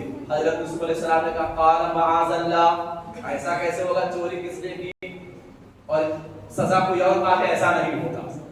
हाँ, जिसने चोरी की सजा भी उसी को काटनी होगी। अन्ना खुदा इल्ला हम वजदना मताना इंदा, हम उसी को गिरफ्तार करेंगे, पकड़ेंगे जिसके सामान में हमारा प्याला मिला है। इन्ना इदन लज़ालिमून, वरना सुनो अगर हमने ऐसा किया तो हम तो नाइंसाफी करने वाले हो जाएंगे। चोरी करे कोई और हाथ काटा जाए किसी और का, ऐसा कैसे हो सकता है? ऐसा नहीं होगा। लेकिन कभी कभी काट भी दिया जाता है। एक मर्तबा मिस्र की अदालत में, हकीकी बात, मिस्र की अदालत में एक लड़के को हाथ काटने की सजा मिली। चोरी किया उसने, कहा इसका हाथ काट दो। तो और सुनिएगा, उस लड़के ने कहा, नौजवान बच्चों कहा, जज साहब मेरा हाथ काटने से पहले मेरी अम्मी का हाथ काटा जाए। जज साहब परेशान, ये कौन सी बात का, चोरी तुमने की और हाथ तुम्हारी अम्मी का काटा जाए? कहाँ बादशाह सलामत? उसकी वजह ये है कि मैं बचपन में मैंने घर में सबसे पहले मरतबा अंडा चोरी करके लाया था। अंडा चोर, मुर्गी चोर, ये सब बचपन से होता है इंसान के अंदर। तो मेरी माँ ने अंडा लाया, जब मैं, मेरी माँ ने पका दिया पूछने का, तो मैं सोचा कि बड़ी आसानी के साथ चीजें मिल जाती। मैंने चोरी करना शुरू कर दिया और इस तरह चोरी करते करते मैं बड़ा चोर बन गया। आज ये नौबत आई कि मेरा हाथ काटा जा रहा चोरी की बुनियाद पर, तो मैं चोर बना, तो इसमें दखल किसका? मेरी माँ का है। अगर उस दिन मेरी माँ अंडा ना पकाते, 2 लाफा लगा कर कहती जाओ वापस करके जहां से लाए हो, तो मैं चोर ना बनता। तो चोर बनने में हाथ किसका है? मेरी माँ का हाथ है, इसीलिए मेरी माँ का भी हाथ काटा जाए। अब इससे सबक सीखिए कि अगर किसी की औलाद नाफरमान हो या माँ बाप उसकी तरफ तवज्जो नहीं दे रहे, तो क़यामत के दिन औलाद ऐसे ही कहेगी, अल्लाह मुझे जहन्नम में डाला जा रहा, तो मेरे साथ मेरे माँ बाप को भी जहन्नम में डाला जाए, क्योंकि मेरे माँ बाप ने अच्छी तरबियत नहीं की। हाँ, याद रखें इस बात को। सिर्फ बाप बन जाना कमाल नहीं है, नेक बाप बनना कमाल है। जिंदगी भर अपने बेटे को पैसे कमाने में लगा दे, दीनदार ना बना, याद रखे पैसा खत्म हो जाएगा, लेकिन क़यामत के दिन भी आपको इस मुसीबत का सामना करना पड़ेगा। आपकी जिम्मेदारी है अपने बेटे को पक्का सच्चा मुसलमान बनाना। किसकी जिम्मेदारी है? बाप की जिम्मेदारी है। जी हाँ, ये नहीं कि पता चला आज मैं आंकड़ा निकालूं, आप आंकड़ा निकाल ले, 75% नहीं 80% नौजवान ऐसे निकलेंगे जिसको नमाज का तरीका तक नहीं आता। अब बताइए किसकी जिम्मेदारी है नमाज सिखाना? माँ बाप की जिम्मेदारी है कि नहीं? कमाने सिखा रहे हैं, हर चीज सिखा रहे हैं, नहीं सिखा रहे तो क्या मुसलमान बनना नहीं सिखा रहे? बात है। तो हाथ यूसुफ अलैहिस्सलाम ने कहा नहीं, ऐसा नहीं करेंगे, क्योंकि जिसने चोरी की उसी को पकड़ा जाएगा। फलक मस्ते असुमिनु खलसु नजिया काल कबीरुहुम, अलम खत्म हो बस आखिरी, काल कबीरुहुम अलम तालम अन्ना अबाकुम qad akhadha alaykum mawsiqan min Allah wa min qablu ma farrattum fi Yusuf falan abraha al-ardha hatta ya'dana li abi aw yahkum Allahu li wa huwa khayrul hakimin। फरमाया जब वो लोग यूसुफ अलैहिस्सलाम को मनाते थक गए, नहीं माने, तो वो लोग खलसु नजिया जाकर गए, सब लोग एक जगह बैठे और मशवरा किया, अब क्या किया जाए? अब जाएंगे तो बाप क्या मुंह दिखाएंगे अपने आपको के पास जाकर? काला कबीरुहुम, उनके बड़े भाई ने कहा, अलम तालम, तो जानते हो, यहाँ इकरार कर रहे हैं सब, क्या जानते हैं कि तुमने अन्ना अबाकुम qad akhadha alaykum mawsiqan min Allah, कि तुम अपने अब्बू से अहद पैमान लेकर आए हो, व मिन qablu ma farrattum fi Yusuf, और तुम्हें वो भी अब बात भी याद है कि तुमने यूसुफ के साथ क्या किया था? यानी हम सबने यूसुफ के साथ क्या किया था? फलन अब्रहल अर्द, जाओ तुम सब जाओ, मैं तो मिस्र में ही रहूंगा, मैं नहीं जाऊंगा यहाँ से। हाँ, मैं क्या दिखाऊंगा जाकर अब्बू को? फलन अब्रहल अर्द हत्ता यादन ली, मैं जमीन नहीं छोड़ूंगा यहाँ तक कि मेरे अब्बू को पता चल जाए कनान में क्या ऐसा ऐसा वाकया पेश आया, आपको कहे चलो अब ऐसा हुआ तो तुम आ जाओ, तभी मैं आ सकता हूँ, वरना या फिर अल्लाह का कोई हुक्म आ जाए, और यहकुम अल्लाहु ली, अल्लाह कोई मेरे फैसला कर दे, फल्लाहु व हुवा खैरुल हाकिमीन, और अल्लाह बेहतरीन फैसला करने वाला है। इरजिउ इला अबीकुम फक़ूलू या अबाना इन्ना इब्नका सरक़ व मा शहिदना इल्ला बिमा अलिमना व मा कुन्ना लिल हाफिज़ीन। आप तुम लोग चले जाओ अपने अब्बू के पास, हुक्म हो रहा, जाओ, फक़ूलू, और कहना, या अबाना, ऐ अब्बू जान, इन्ना इब्नका सरक़, क्या आपके बेटे ने चोरी की। देखिए सौतेलापन, यहाँ भी ये नहीं कहा हमारे भाई ने, आपके बेटे ने, बस समझ रहे अल्फाज देखिए, इन्ना इब्नका सरक़, क्या आपके बेटे ने चोरी की। याद रखे, जब आप अच्छा बनेंगे ना तो गैर भी कहेंगे ये तो मेरे मोहल्ले का है, और जब गलत काम करेंगे तो भाई भी कहेगा ये नहीं हम पहचानते नहीं। समझ रही बात? जब अच्छा अपने काम करते ये तो मेरे मोहल्ले का है, हाँ इसने इतना तो घर करेगा, हम मिलते रहते हैं, और जब गलत काम करेंगे तो पड़ोसी कह देगा हम नहीं पहचानते इसको, कहीं हम पर कोई कार्रवाई ना हो जाए। इन्ना इब्नका सरक़, آپ کے بیٹے نے چوری کی، وما شہدنا الا بما علمنا، اور ہم وہاں حاضر تھے، ہم نے دیکھا ہے، جو ہم بتا رہے ہیں جو کچھ کہہ رہے ہیں اس کے ہم گواہ ہیں، وما كنا للغیب حافظین، اور ہم غیب کے بارے میں حفاظت کرنے والے نہیں ہیں۔ کیا بس اب یہاں سے آگے کا واقعہ کہ یعقوب علیہ السلام کے پاس جاتے ہیں۔ اب یعقوب علیہ السلام کیا کرتے ہیں، یہاں سے تدبیر ہوتی ہے۔ اب یعقوب علیہ السلام کو کہاں بلانے کی، مصر بلانے کی، اور یوسف علیہ السلام کے خواب کے تعبیر کے پورا ہونے کی۔ انشاءاللہ اگلی رات میں 29 میں انشاءاللہ پوری مکمل سورہ یوسف پوری کر دی جائے گی۔ ان تمام آیتوں کی تفسیر میں جو باتیں آئی ہیں، جو کھل کر آپ کو سمجھ میں آئی ہے، ان کو دوبارہ دہرانے کی ضرورت نہیں، بس اتنے کہنے کی ضرورت ہے کہ جو باتیں بیچ میں نصیحت کی آتی گئی ہے اس پر اللہ تعالیٰ ہم سب کو عمل کرنے والا بنائے۔ ہاں اسی میں کامیابی ہے، یاد رکھ لے، آخرت کی تیاری میں ہم سب کی کامیابی ہے۔ دنیا کی تیاری ایک ہے جہاں پر ایک بڑھیا سے کہا گیا تھا کہ پتا ہے ایک امت آئے گی جس کی عمر 60 سال کی ہوگی، کیا کہا، جس کی عمر 60 سال کی ہوگی، لیکن وہ لوگ محل بنائیں گے رہنے کے لیے، کیا کہا، محل بنائیں گے۔ بڑھیا نے کتنا خوبصورت جواب دیا، 60 سال کی عمر تم کسی درخت کے نیچے گزارتے ہیں، اس کے لیے محل بنانے کی ضرورت ہے۔ ہاں یعنی ہم لوگ دیکھیں کیا کر رہے ہیں، 60 سال میں زندگی پوری لگا دے رہے گھر بنانے میں، اور آخرت کی فکر نہیں۔ افسوس ہوتا ہے بہت سارے لوگ ایک پاؤں قبر میں پھر بھی کہتے ہیں مفتی صاحب دعا کیجیے گا دکان میں کاروبار بڑھ جائے، یہ نہیں کہتا کہ آخرت سدھر جائے، دعا کیجیے گا۔ ابھی بھی فکر کس چیز کی ہے، دکان کی، مکان کی۔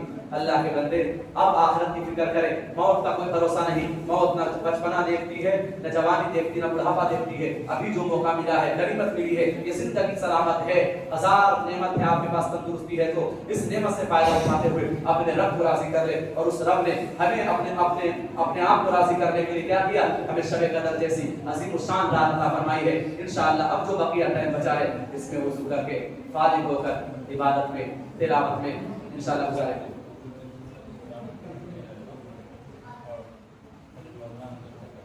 اور انشاءاللہ مسجد علی حسن میں 19ویں شب کو قرآن پاک تراویح کی شکل میں مکمل ہوگی انشاءاللہ، اور اس میں حضرت مولانا انصار صاحب قاسمی صدر قاضی امام شریعت تشریف لائیں گے، حضرت کی دعا ہوگی اور خطاب بھی ہوگا۔ اس لیے آپ تمامی حضرات سے اور اس بات کو دوسروں تک پھیلائیں تاکہ زیادہ سے زیادہ لوگ شرکت کریں اور حضرت کا خطاب فرمائیں، سماعت فرمائیں اور ان کی دعا میں شریک ہوں۔ بڑوں کی دعا میں بڑی تاثیر ہوتی ہے۔ اللہ تعالیٰ سب کو کہنے سے زیادہ عمل کی توفیق عطا فرمائے، اور جو باتیں کہی گئی ہے اس پر سب سے پہلے ہمیں عمل کی توفیق عطا فرمائے، اور جتنے لوگ ہیں سب کو عمل کی توفیق عطا فرمائے۔ سبحان اللہ الحمد، سبحان اللہ الحمد، نشهد ان لا اله الا انت نستغفرك ونتوب اليك۔ سبحان ربك رب العزة عما يصفون وسلام على المرسلين والحمد لله رب العالمين۔